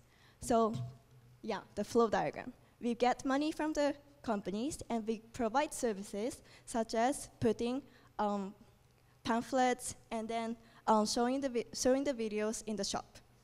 And using the money, we provide healthy breakfast. Yeah, that's the diagram. And for the university students, yeah, they can get their breakfast and then they go to the university so that they can have a productive life. We can also invite the university students to work in the shop so that even the poorest among us can have a breakfast. This money that we prepare our breakfast and to give the students comes from the sponsor and the revenue we make from our breakfast. If we could do this, like, and then after the breakfast, we would also provide juice, coffee for free for the students so that the students can come by between classes to have some refreshment. This way, this university student will use a lot of these places. This could become a second library for the students. If more students come here, more companies may like to, maybe there will be like more companies helping us. This way, by having more sponsors, we could open this shop like everywhere in our nations. We could build a shop like beside every universities so that every one of us can have a nutritious breakfast. And since we are the future of our nations, if we could do this if we could provide nutritious breakfast to all our university students, we could have a productive nation overall. And if we could do this globally, we could have a productive planet overall so that we could tackle our problems better. Thank you.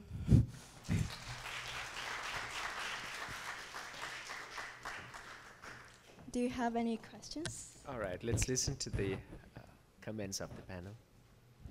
Yes, thank you for that presentation. At the moment, well, at least in our university, we have a canteen where all 3 meals are provided at extremely subsidized rates, and I hope it's nutritious. I really don't know about it, but at least it provides local food that, you know, it's not fast food and things like that. I'd like to know whether you have any comparable institutions in your universities and whether you're going to replace them or you're looking for ways to supplement food options for students that you already have. You know, do you have anything like that, subsidized canteens or eating places in university that you might join into this program, or are you looking to have something completely different, you know, to replace canteens, or you don't have things like that in your universities?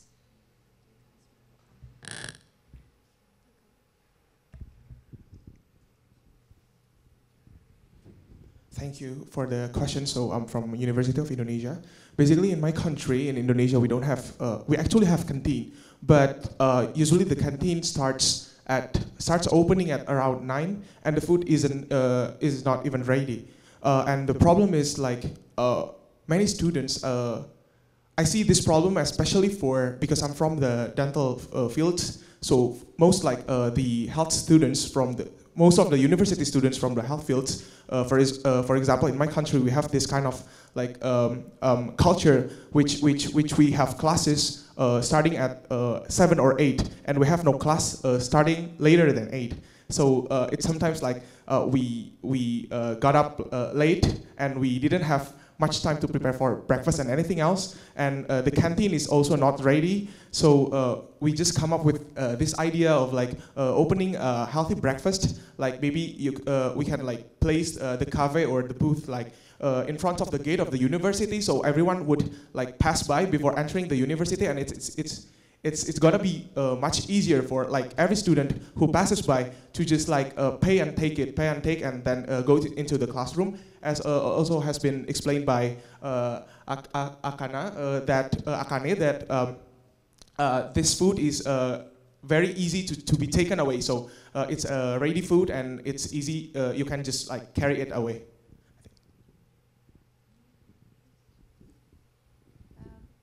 Thank you for that initiative, because having a good breakfast will save a lot of visits to the doctor later on in your life. So the fact that it comes from students and change behavior, for which obviously the institutions also have to support you, is wonderful.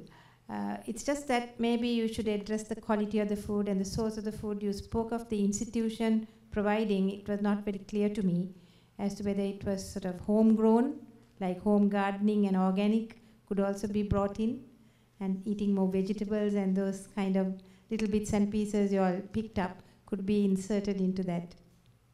Thank you. Yes, if you don't get into the habit of having your breakfast in the morning, of course that's going to create trouble in your later life, right? So it's a very good initiative. Congratulations on that thought that you had to incorporate this into your system. Let us invite the next, thank you very much. Let us invite the next group that is going to present their proposal on the theme of nutrition, theme of physical activity.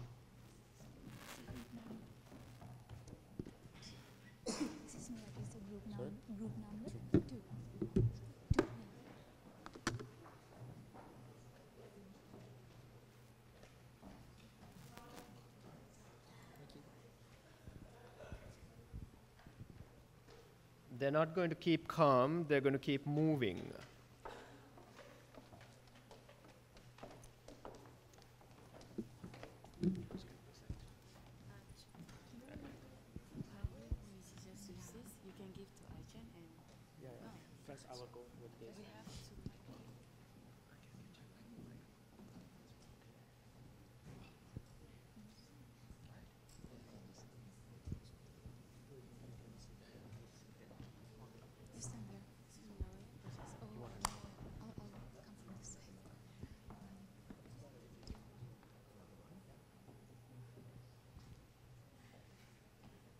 Hello everyone, I'm Hainan Sui from Myanmar, and this is our group fight.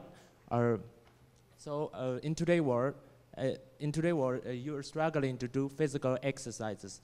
Lack of time and motivation has become a big problem, and we believe that our latest innovation will help solve this problem. And so now is the time for our product. Now is the time for our product, and it's Sportism.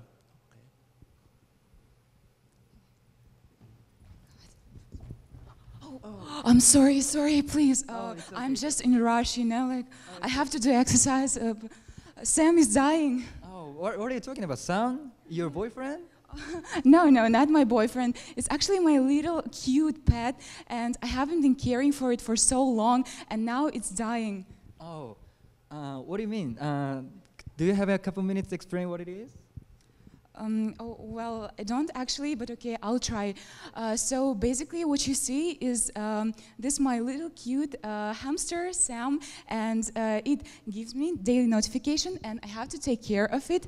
So it usually feels hungry, so I have to do exercise regularly. But sometimes when I don't exercise, it gets really fat. Do you see? It gets sick. So I don't want my pet to be sick and fat because it also it is more prone to some cardiovascular diseases or cancer or diabetic.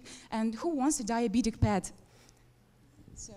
Okay, so can you explain how it works? Oh, well, there is actually nothing extraordinary. So you just have to buy a watch, a nice and stylish one, and then you have to install app on your phone. It works both for Android and iOS. And then you enter your parameters such as weight and height, and you're ready to go. Oh, so what exactly does it measure? Well, you know, there are three major things that it measures. So first, it acts as a tracker. So for example, like a step track. So it basically works on accelerometer and GPS. So for example, you walk or you do some physical exercise, it will count and turn everything, every your step into virtual money. It's just energy. So you can use this money in the virtual world as a virtual transaction.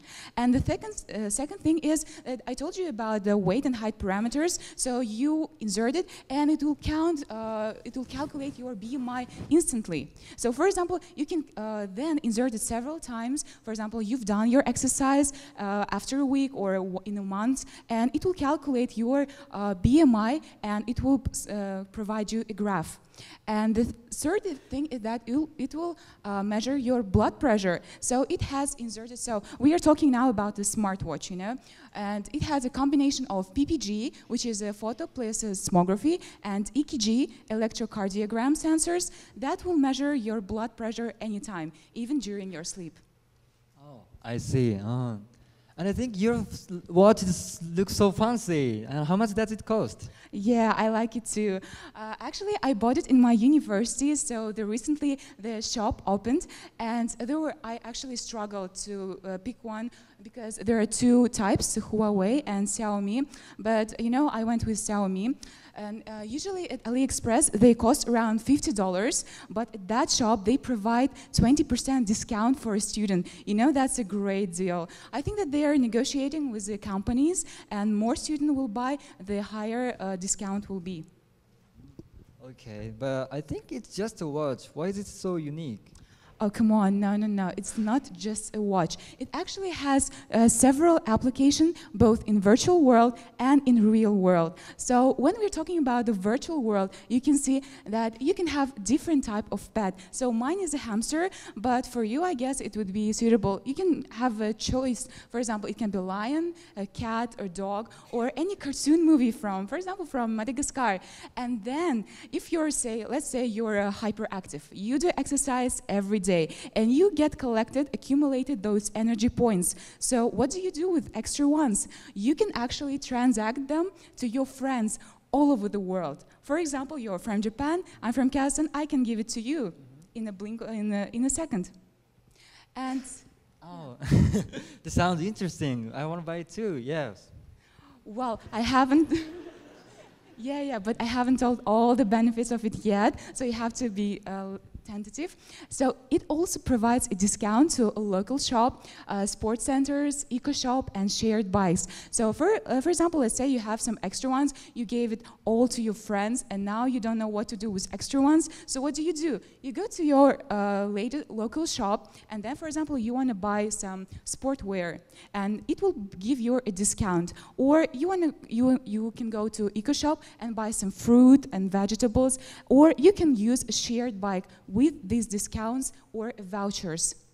Oh, that's nice. I'd like to try it. Yes. Yeah, I can show it where it goes. Okay, let's go. Yeah.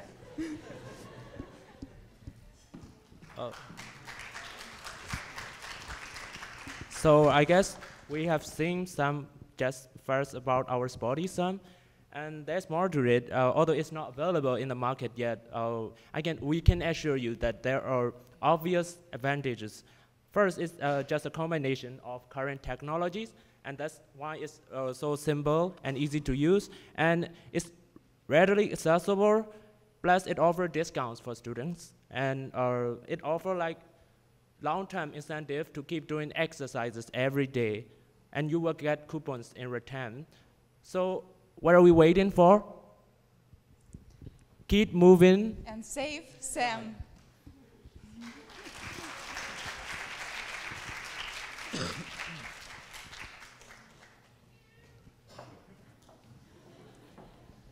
Someone already bought one, I see.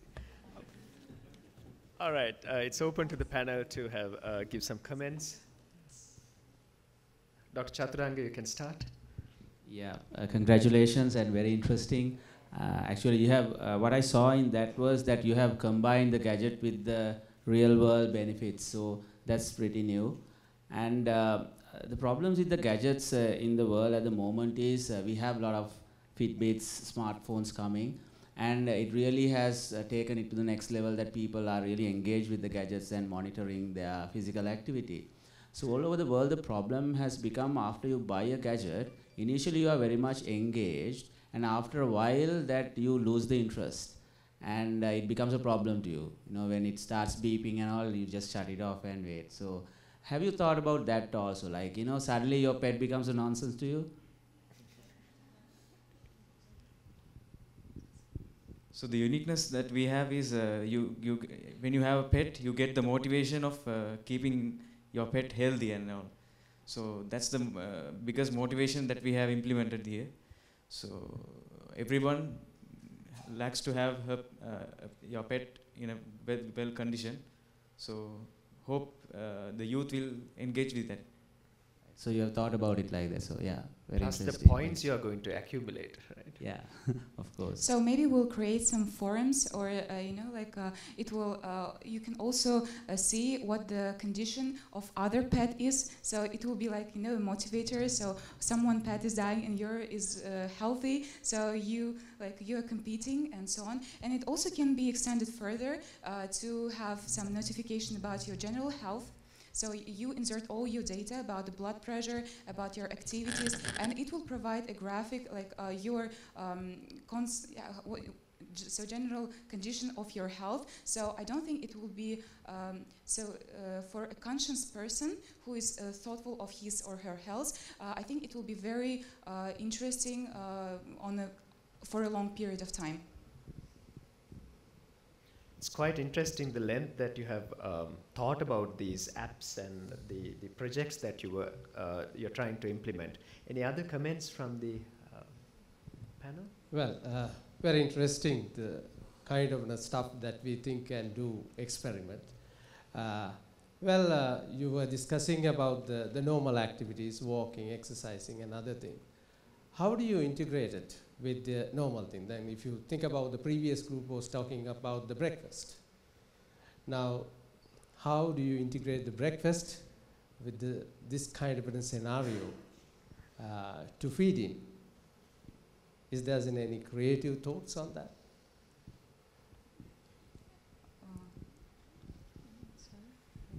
I was thinking about we could build this mechanism of like take in and burn out. Like this kind of like mechanism that we have just described is about like taking physical exercise and keep recording the data of physical exercise.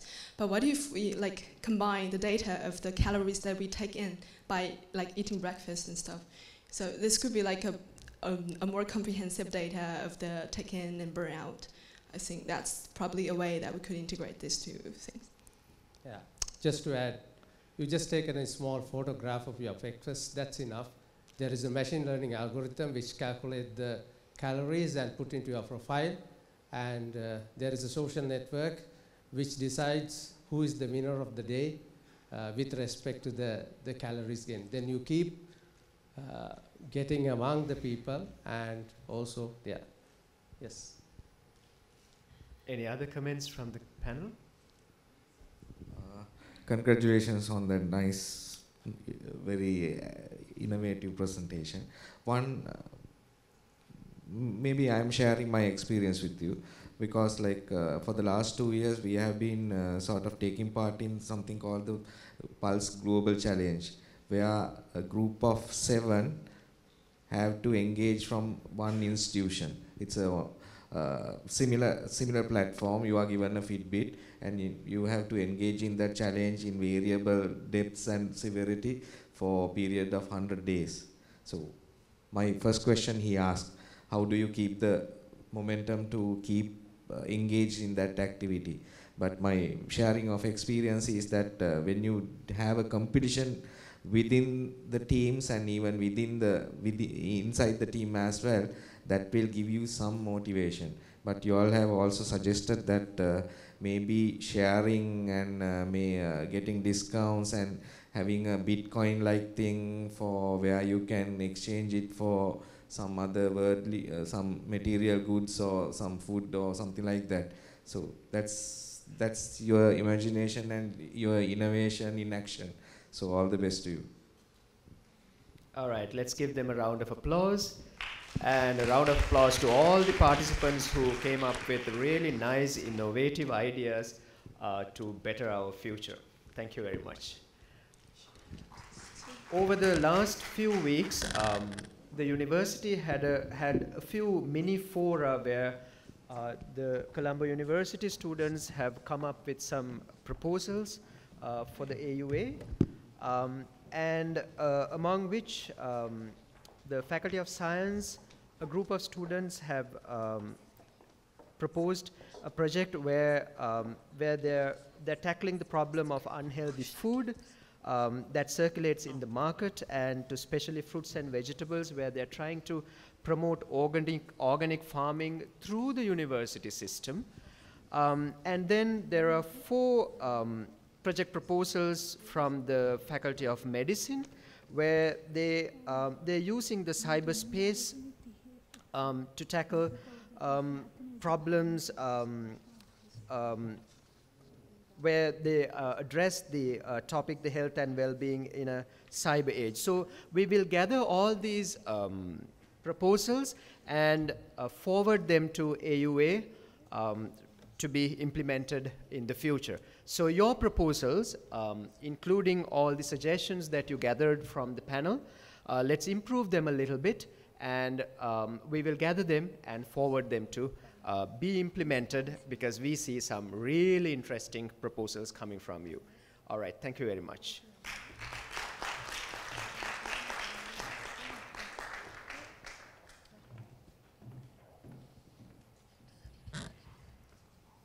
We had 6 very innovative and informative presentations, and we are yet to receive the results, or rather to get the top 3 presentations out of these. All 6 were really good, and this probably will be implemented in your countries, in your regions, in the near future. With that, it's time for us to give away the certificates to the participants of the Asian Universities Alliance Youth Forum 2019. So to do the honors, let me cordially invite the Vice Chancellor of University of Colombo, Senior Professor Chandrika N. Vijayaratna, on stage to give away these certificates to the participants of the Youth Forum 2019.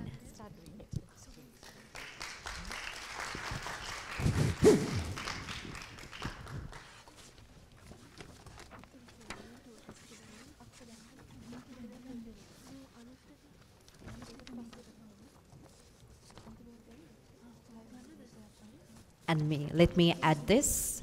First of all, this would be probably one of the hardest tasks that I would be doing. So please beg your pardon and don't mind if I mispronounce your name. I'm really sorry, my apologies. And then it's time for me to start with our participants of the Asian Universities Alliance Youth Forum 2019. Mr. Thomas Pangpun from Chulalongkorn University, Thailand.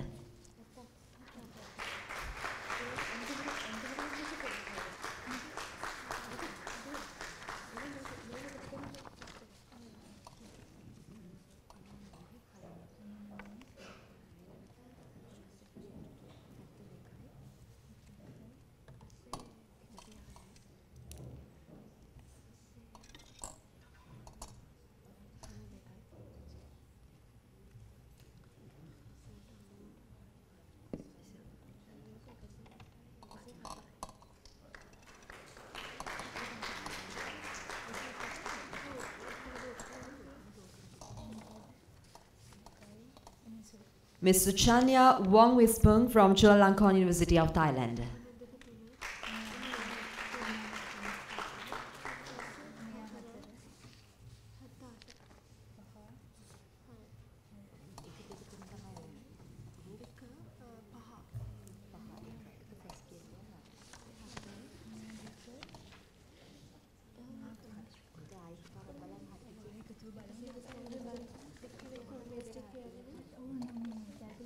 Ms. Lee Hung Ling Sylvia of Hong Kong University of Science and Technology, China.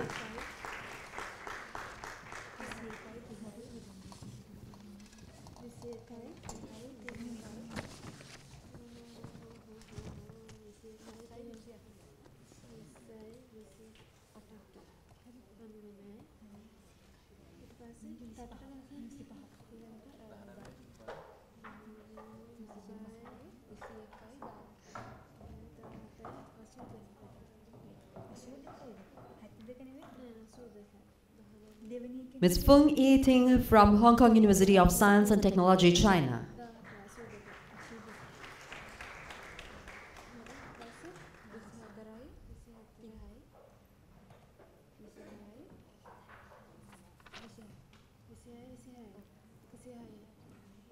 Ms. Ho Wing Yang of Hong Kong University of Science and Technology, China.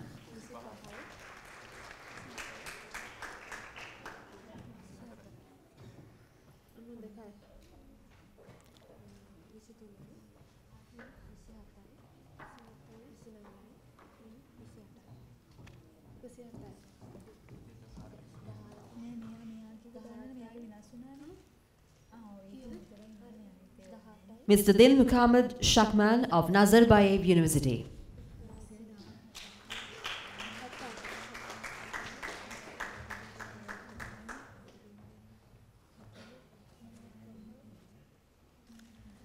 Mr. Dastan Eyembagan of Nazarbayev University.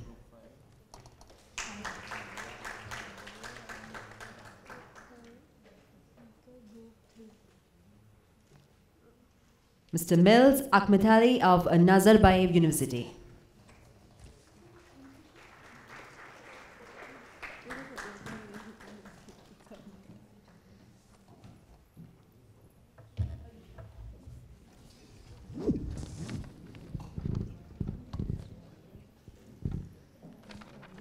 Mr. Yerner Zedpizov from Nazarbayev University.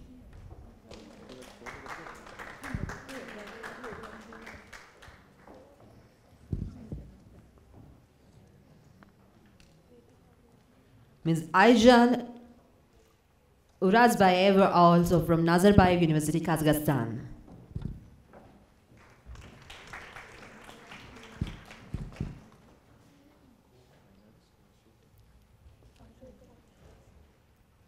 Ms. Inju Zolimbetova of Nazarbayev University.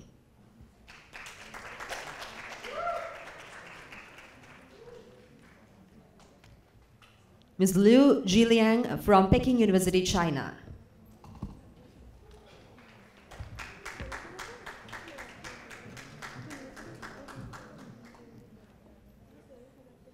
Mr. Zhang Langtao from Peking University, China.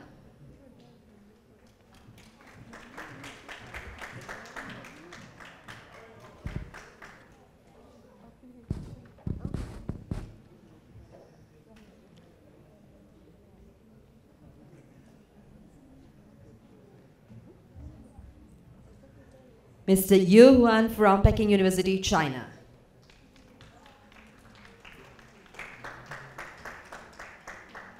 Thank you, Madam, for joining the presentation, and I invite Dr. Padmalal De Silva from the WHO to give away the next set of certificates to our participants.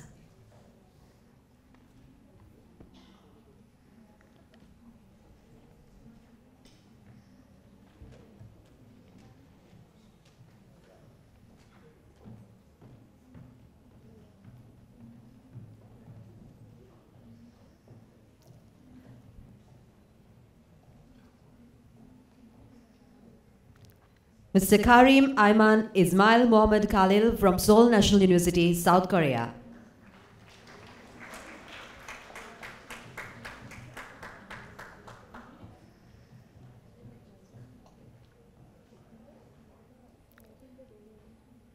Ms. Sonjin Shin of Seoul National University, South Korea.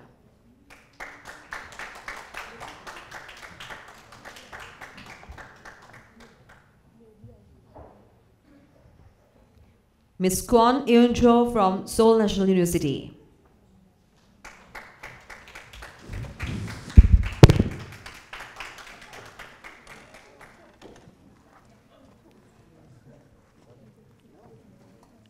And now from the Tsinghua University of China, Ms. Wingxin Zhang.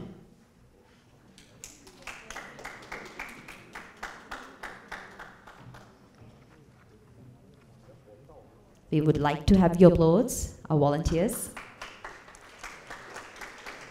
Mr. Zhu Wen Li from Tsinghua University, China.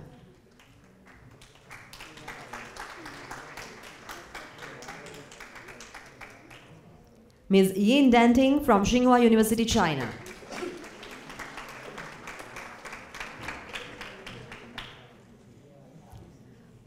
Ms. King-Yi Wong from Tsinghua University, China.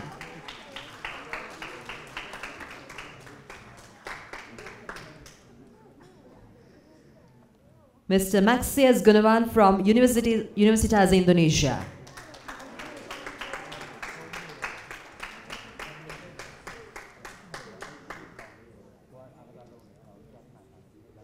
Mr. Muhammad Fazal Solman from Universitas Indonesia.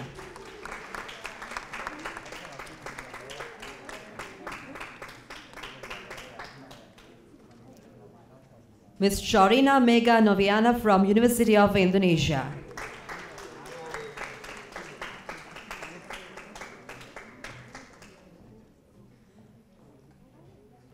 Mr. Obed Timotheus from University of Indonesia.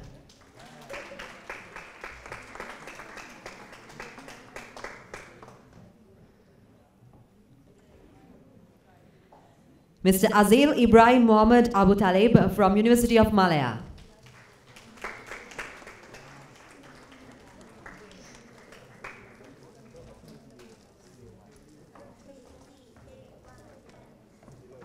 Ms. Ko Chia Ting, University of Malaya.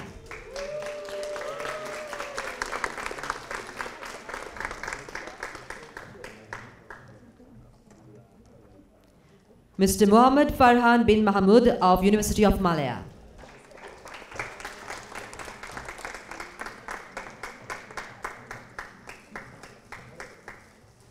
Ms. Nina Izyami Mokhtar of University of Malaya.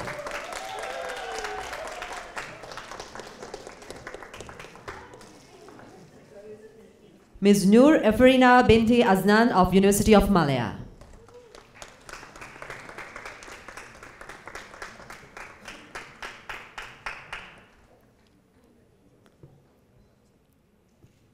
Thank you, Dr. Padmalal De Silva, for joining the presentation. And now I invite Professor Hetty Arachi, the Rector of Sri Pali Campus, to give away the next set of certificates.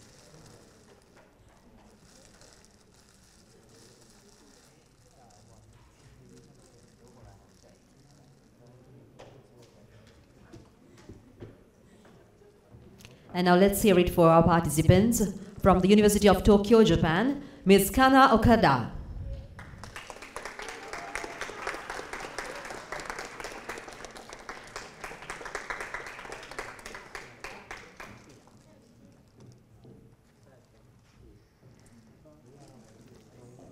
Ms. Akane Kumar of the University of Tokyo.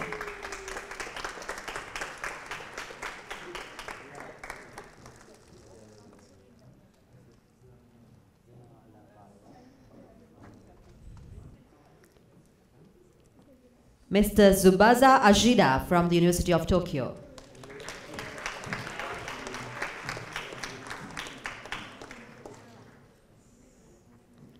Ms. Kaori Okado of the University of Tokyo.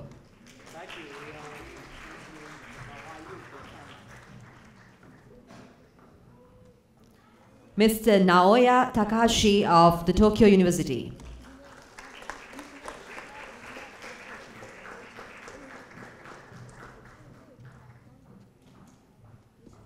And now to our participants from the University of Yangon, Myanmar, Ms. Yamin Tazin Oh.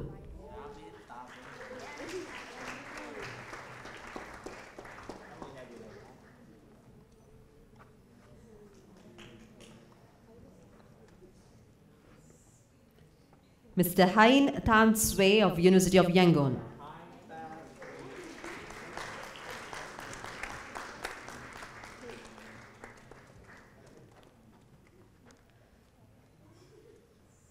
Miss Su Ye Son of University of Yangon.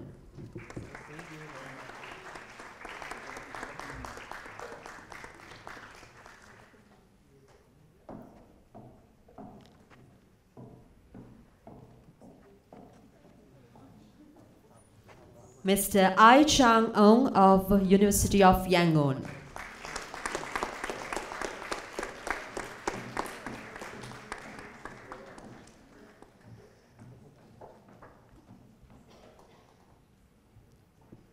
Ms. Bu K. Kaing of University of Yangon.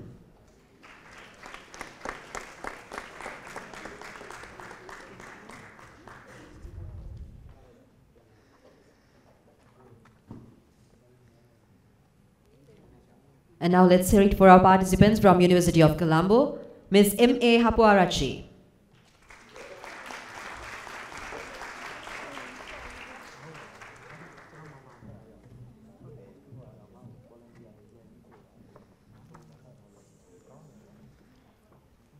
Mr. M.M. Fernando.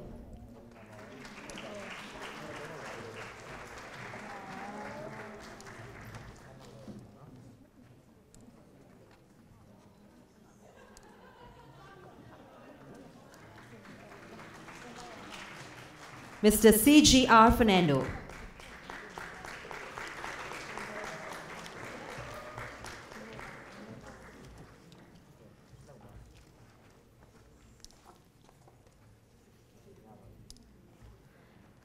Ms. Hashini Gimhani Kahapalarachi.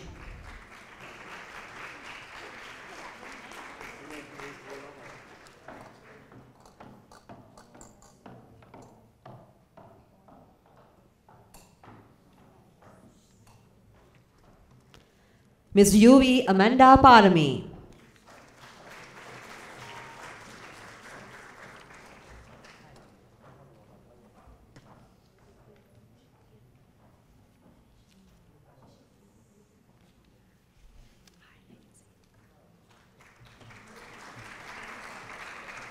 Thank you, Professor. And now, the most awaited moment of all the group members. Job well done. Yes, indeed. All the 6 presentations, they were very informative as well as innovative. I repeat it again. But we do have selected the best out of the best, the top 3 presentations, and I have the results with me. So to give away the certificates to the winning groups, I invite the Vice Chancellor of University of Colombo, Senior Professor Chandrika and Vijayaratna on stage once again, along with Dr. Chaturangaran Singha.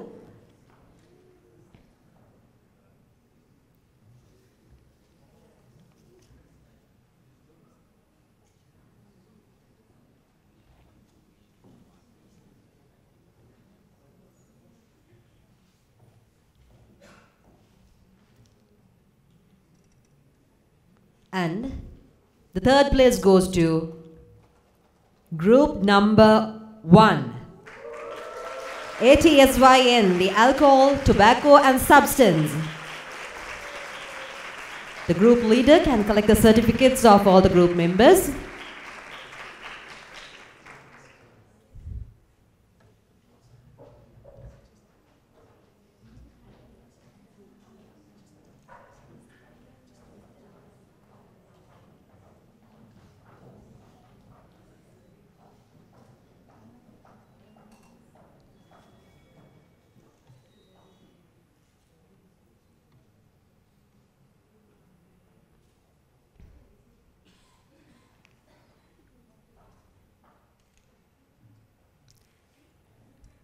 Put your hands once again to these winners of the alcohol, tobacco and substance presentation, becoming the 2nd runners-up at today's presentations. Thank you. And let's hear it for the 1st runners-up.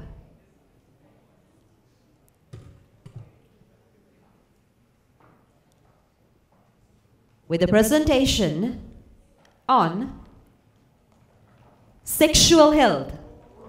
You awarded the second place today at the presentations of the Asian Universities Alliance Youth Forum 2019.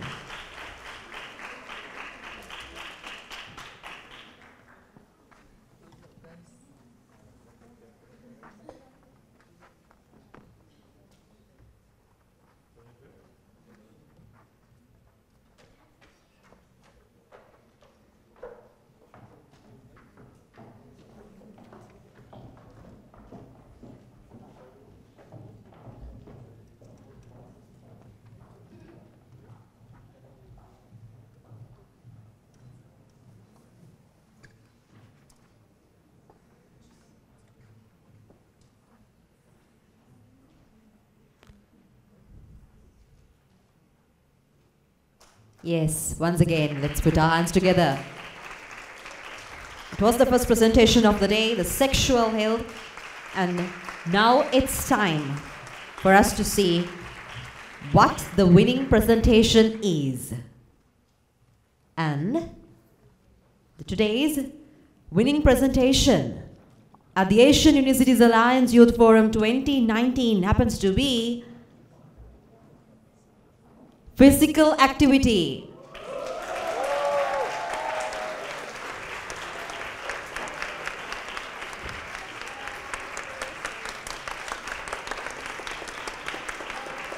Having a little pet at your home and you'll be able to make it. It was all about your health as our theme this year, Arogya Paramalabha. Meanwhile, physical activity, how important it is, here they are.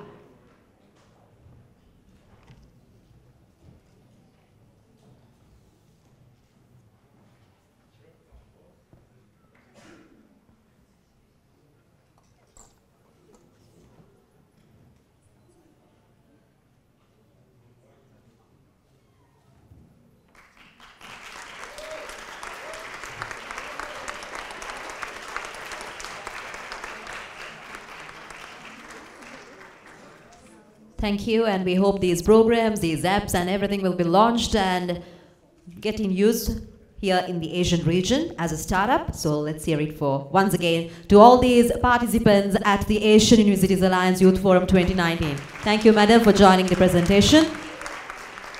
Thank you, Dr. Chaturanga. And meanwhile, as we moved on for all these presentations, as we are almost reaching the end of the closing ceremony, but yet we do have a lot of interesting things happening here, a bit more. And meanwhile, would like to hear from one or two of our participants about the experience, about the time you had here in Sri Lanka. If you would love to share your thoughts with us, as today will be probably the last day that we'll be meeting. And it might have been your first day in Sri Lanka. Would like to have one of you on stage. Any volunteers from the participants to share your thoughts, maybe?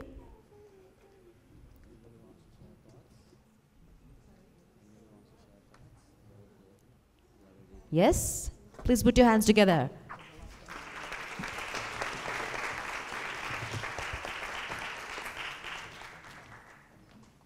All right, I would like to thank all the organizing committee for their kind welcome. They're being friendly, supportive. All the participants, you guys were awesome. So far, I managed to memorize all the names. I mean, like 70–80% of them. And yeah, unfortunately, it's the last day, so I'm not good at goodbye words. But then, yeah, for this Lands of Paradise, Sri Lanka, I really like it. I like it, and I hope that I'll make it again for a longer time so we can get to see more beautiful places and etc. So thank you so much once again, and I hope that it will be last for a long time friendship with all participants, volunteers, and we will get to know each other more and more, and we'll have all that networks, and let's get the maximum benefits of this forum and the outcome of it. Thank you so much.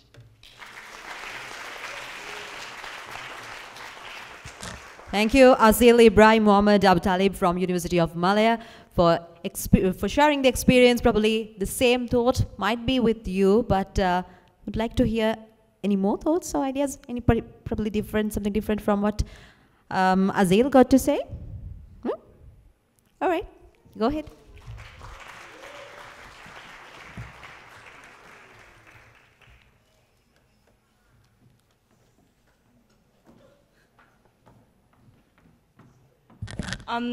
Ladies and gentlemen, again, thank you very much for giving me this kind of opportunity. I did this kind of speech a few days ago, but I'm gonna say a totally different thing today. Firstly, thank you very much for all the participants, all those who involved in this kind of forum.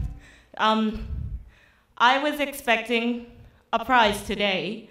I didn't get that, but I think I did a great job. And every one of you did a great job, including the volunteers. I really want to thank all the volunteers who were involved in this program. They dedicated all for us. They used time, they used a lot of their efforts for us. I'm really thankful for this. If it was not for you, this forum didn't succeed. And I want to thank all the members who involved in this program. I really felt the power of everybody. Like as you seen in the presentation, every presentation was shining and amazing. And it was really difficult for professors and deans to choose three groups among them. It was really difficult for me, but I wanted to be included in that, but it's okay. Yeah, it's okay, it's totally fine. But I'm really proud all of you, all the members who joined in this program, and all the members who did the presentation today, and all the members who performed their talents on the stage the previous day.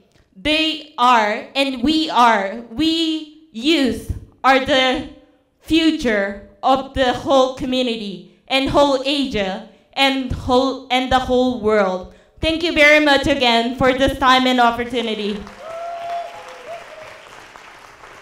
Thanks a lot, and that's what we wanted to hear from all of you. And yes, once again, a big thank you, and we truly are honored to be a part of this Asian Universities Alliance Youth Forum 2019, Colombo, Sri Lanka. And with that, there's a whole bunch of personalities to thank who were behind this immersing task throughout the months, I would say, because it's not just a one night's work indeed. So it's time for me to invite Dr. Darshi Thoradeniya from the organizing committee of the Asian Universities Alliance Youth Forum to deliver the vote of thanks.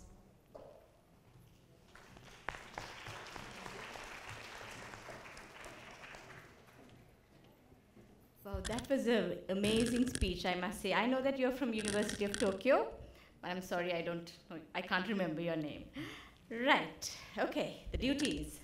The Vice Chancellor, Senior Professor Chandrika Vijayaratna, and the dignitaries from the WHO, World Health Organization, and also the one who left the UNFPA. Rector of the Sri Pali campus, Colombo University, and the director I cannot see, however, the director of the UCSC, and of course the student delegates of the Asian Universities Alliance Youth Forum 2019, volunteers, and my fellow organizing committee members. It is an honor and absolute privilege to stand before you today to propose a vote of thanks to all those who helped us in making the Asian Universities Alliance Youth Forum 2019 a success. As you know, the theme of the Youth Forum this year is Well-being Beyond Health, and the forum was organized under 6 themes, namely mental health and well-being in the cyber age, nutrition, alcohol, tobacco and substance use, sexual health, physical activity, and climate justice.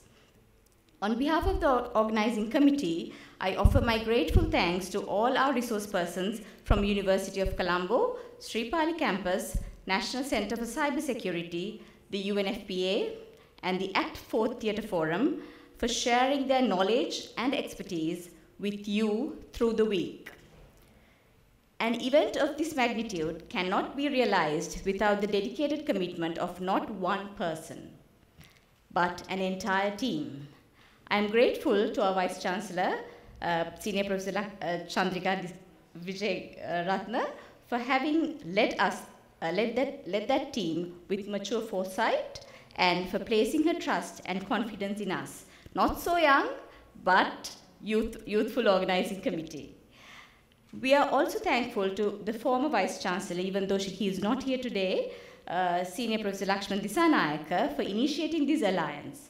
I would say a much needed alliance for Colombo University, and also to all the 15 universities to address regional and global challenges with new perspectives and approaches, which of course we just saw through their presentations. I offer my thanks also to all our distinguished panelists for their insightful comments to this group of undergraduates from Asia. I'm sure they are encouraged and motivated to take the knowledge and experience they gained during this week to their peers, university communities, countries, to the region, and also to the world. We are grateful to the AUA Secretariat, World Health Organization, and Sri Lanka Tourist Board for providing funds to organize this event. We are grateful to the director of the UCSC, Professor Heva Gamage, even though he is not here, and his staff, especially Dr. Samantha Matararachi, for attending to all our logistical needs. It was an absolute pleasure working with you, your efficient team. We are truly blessed to have such talent at Sri Pali campus. On behalf of the organizing committee, I extend my sincere thanks to the rector of Sri Pali campus, Professor Ranjan Hettiarachchi, and Mr. Pujitha Dimel and his colleagues who brought the aesthetics flavor to the forum. I'm sure that was the most eventful and colorful day of the forum, field visit to Sri Pali campus for student delegates. It was not only the AUA youth who enjoyed it, we enjoyed it very much, and it was certainly a great experience for our volunteers to work together with Sri Pali campus volunteers.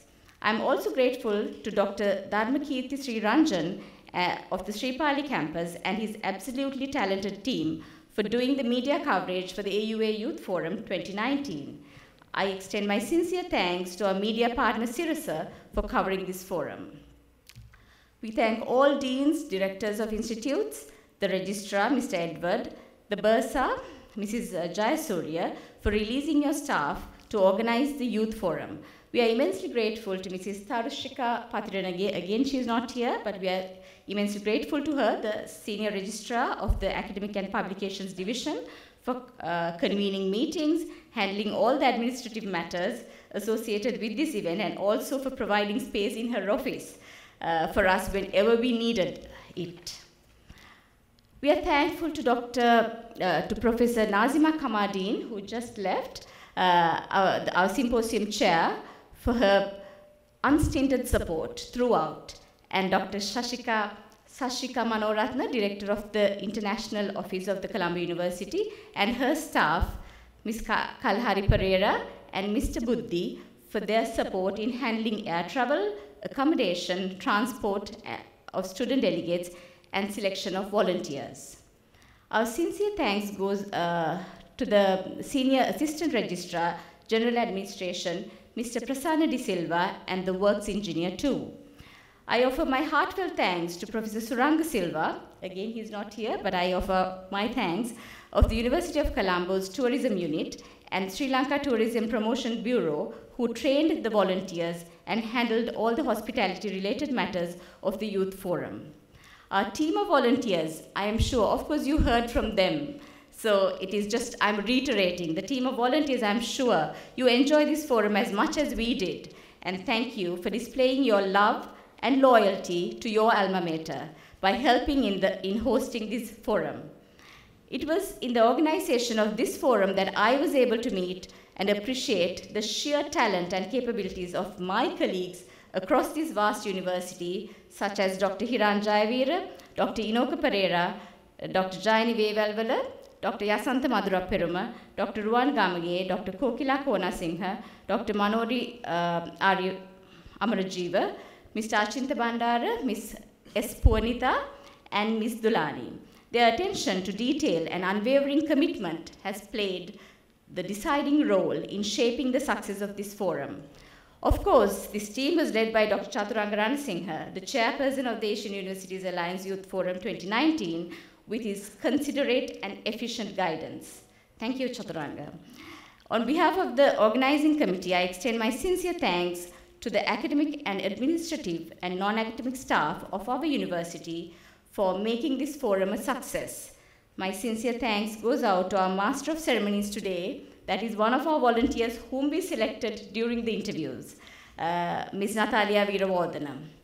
Finally, we want the youth of the Asian Universities Alliance to know that we believe in you to make a positive and healthy change to the existing issues of our region and the world. In conclusion, I kindly call upon our Vice Chancellor, Professor Vidya, to declare the closure of the Asian Universities Alliance Youth Forum 2019.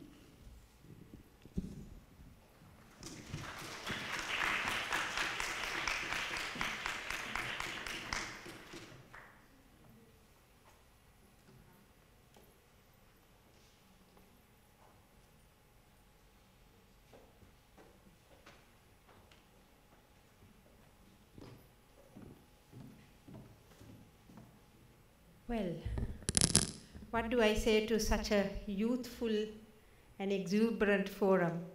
All I can say is, Ayubowan, thank you, and that we officially close this ceremony, but the connections and the networking will go on forever. So thank you very much, and all the very best.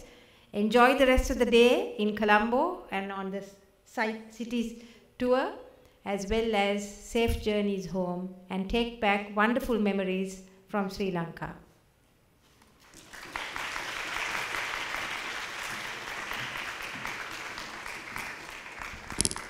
Thank you, Madam. Senior Professor Chandrika and Vijayaratna, the Vice Chancellor of University of Colombo.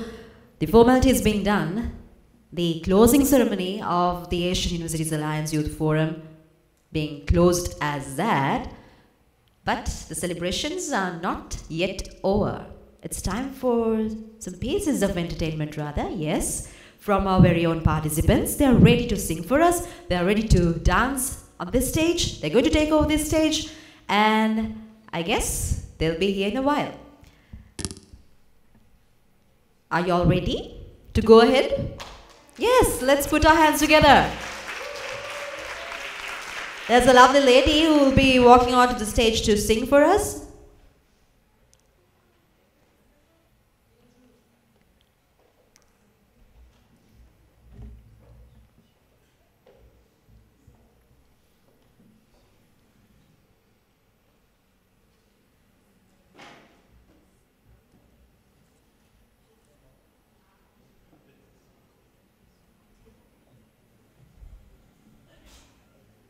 The others too can get ready for your next set of entertainment items. I heard that there's going to be a group dance as well.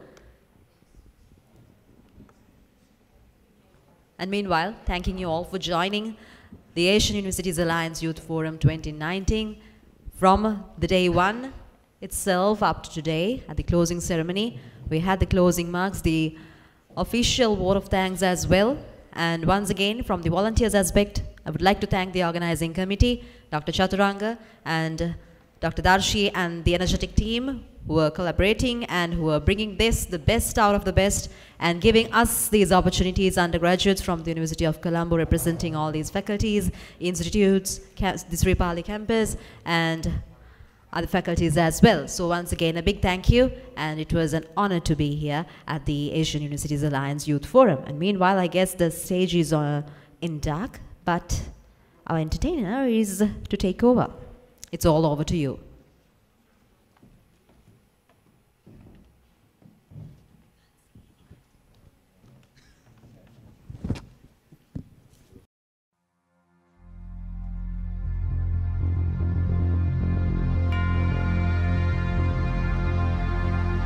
Namo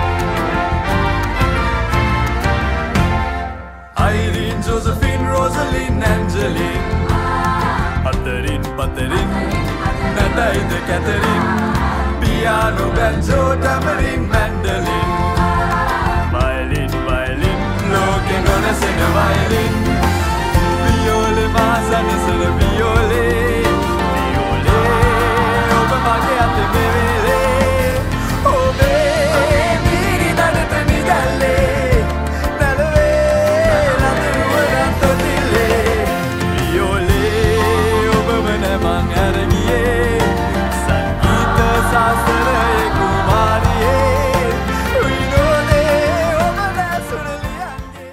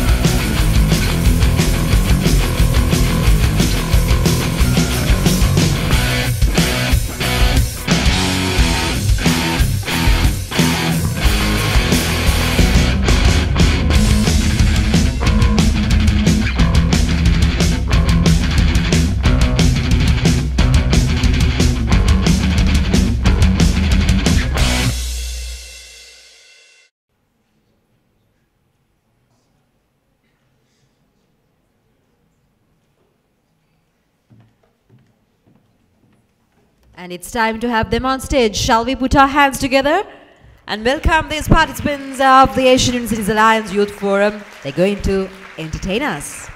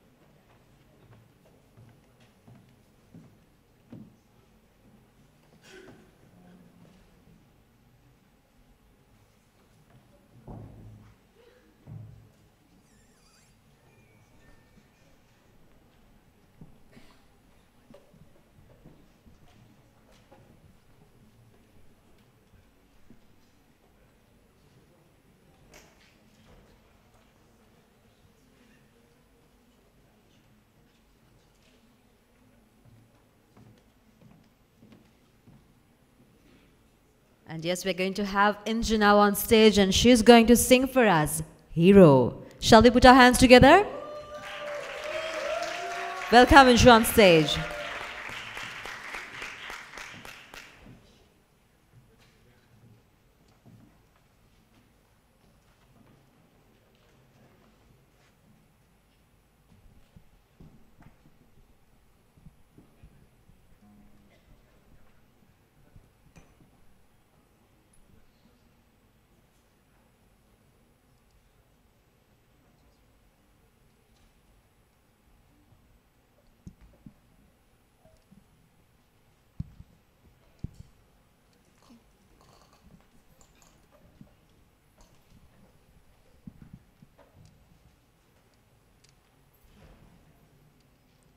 Hello everyone, this is Hero again. I think this thing must be close.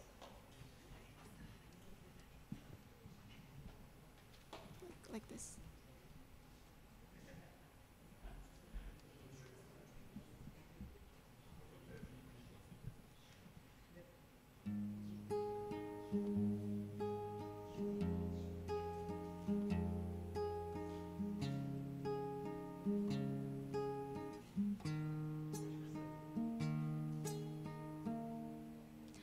Would you dance if I asked you to dance? Would you run and never look back? Would you cry if you saw me crying? Would you save my soul tonight? Would you tremble if I touched your lips? Would you laugh? Oh, please tell me this. Now would you die for one you love? Hold me in your arms tonight.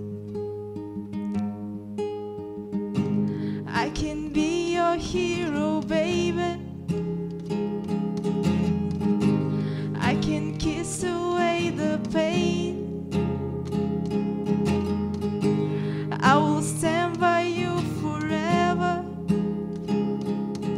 You can take my breath away. Would you swear that you'll always be mine? Would you lie? Would you run and hide? Am I in too deep? Have I lost my mind? I don't care, you're here tonight.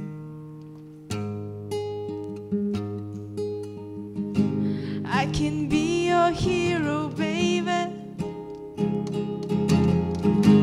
I can kiss away the pain. I will stand by you forever. And you can take my breath away. Oh, you can take my breath away. And I can be your hero.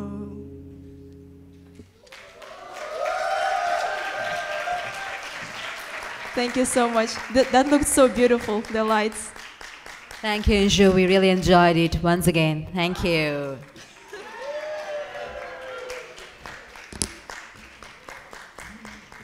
One final song, and this is probably something that you would love to enjoy, something that all of you would enjoy rather together.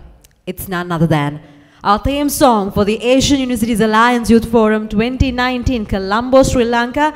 Upada Fonseca and the team from the Sri Pali campus, they made it a reality. This beautiful song with blending all the musical traditions here in Sri Lanka and around the Asia. So it's time for us to take a look and then join with Aibo Asia, the theme song of the AUA Youth Forum 2019.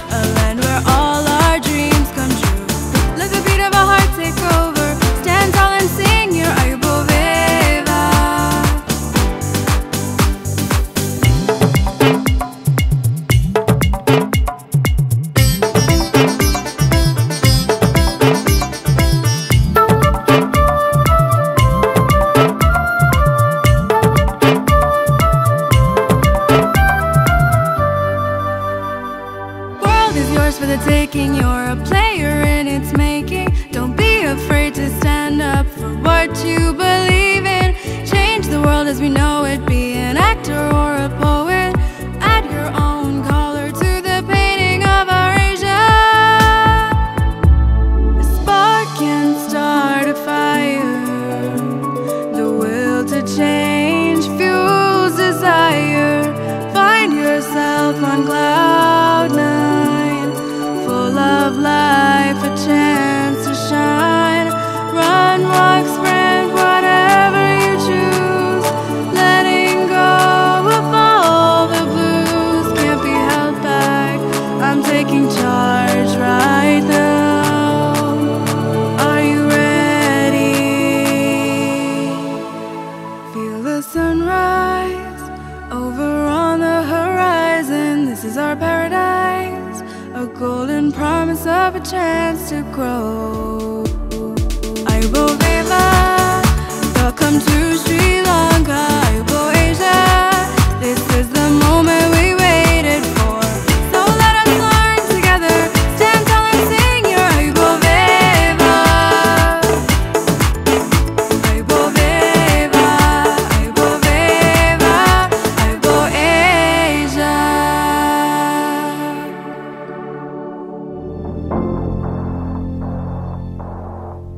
Well-being beyond health. Asian University Alliance Youth Forum 2019. University of Colombo, Sri Lanka.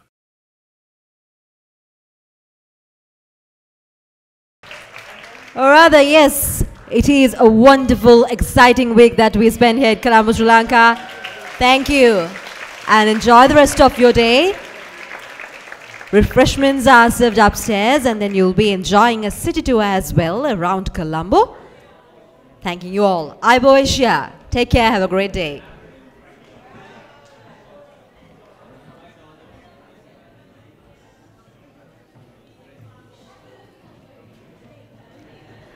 And with that, we invite all the volunteers, the participants, and all who are part of the Asian Universities Alliance Youth Forum 2019 to join the special lunch which is being ready for you at the Marino Beach Hotel. So, but first you can join the refreshments which is served upstairs at the UCSC Auditorium, and then you can join the lunch outing probably, and then we'll be having the special Colombo City Tour specially for these participants, the delegates from the AUA. Thank you.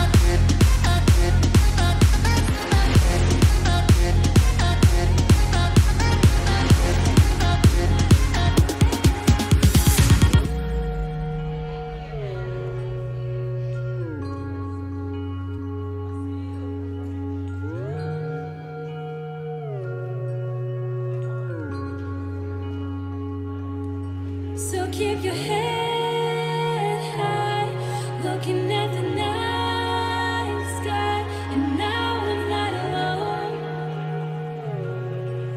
Ever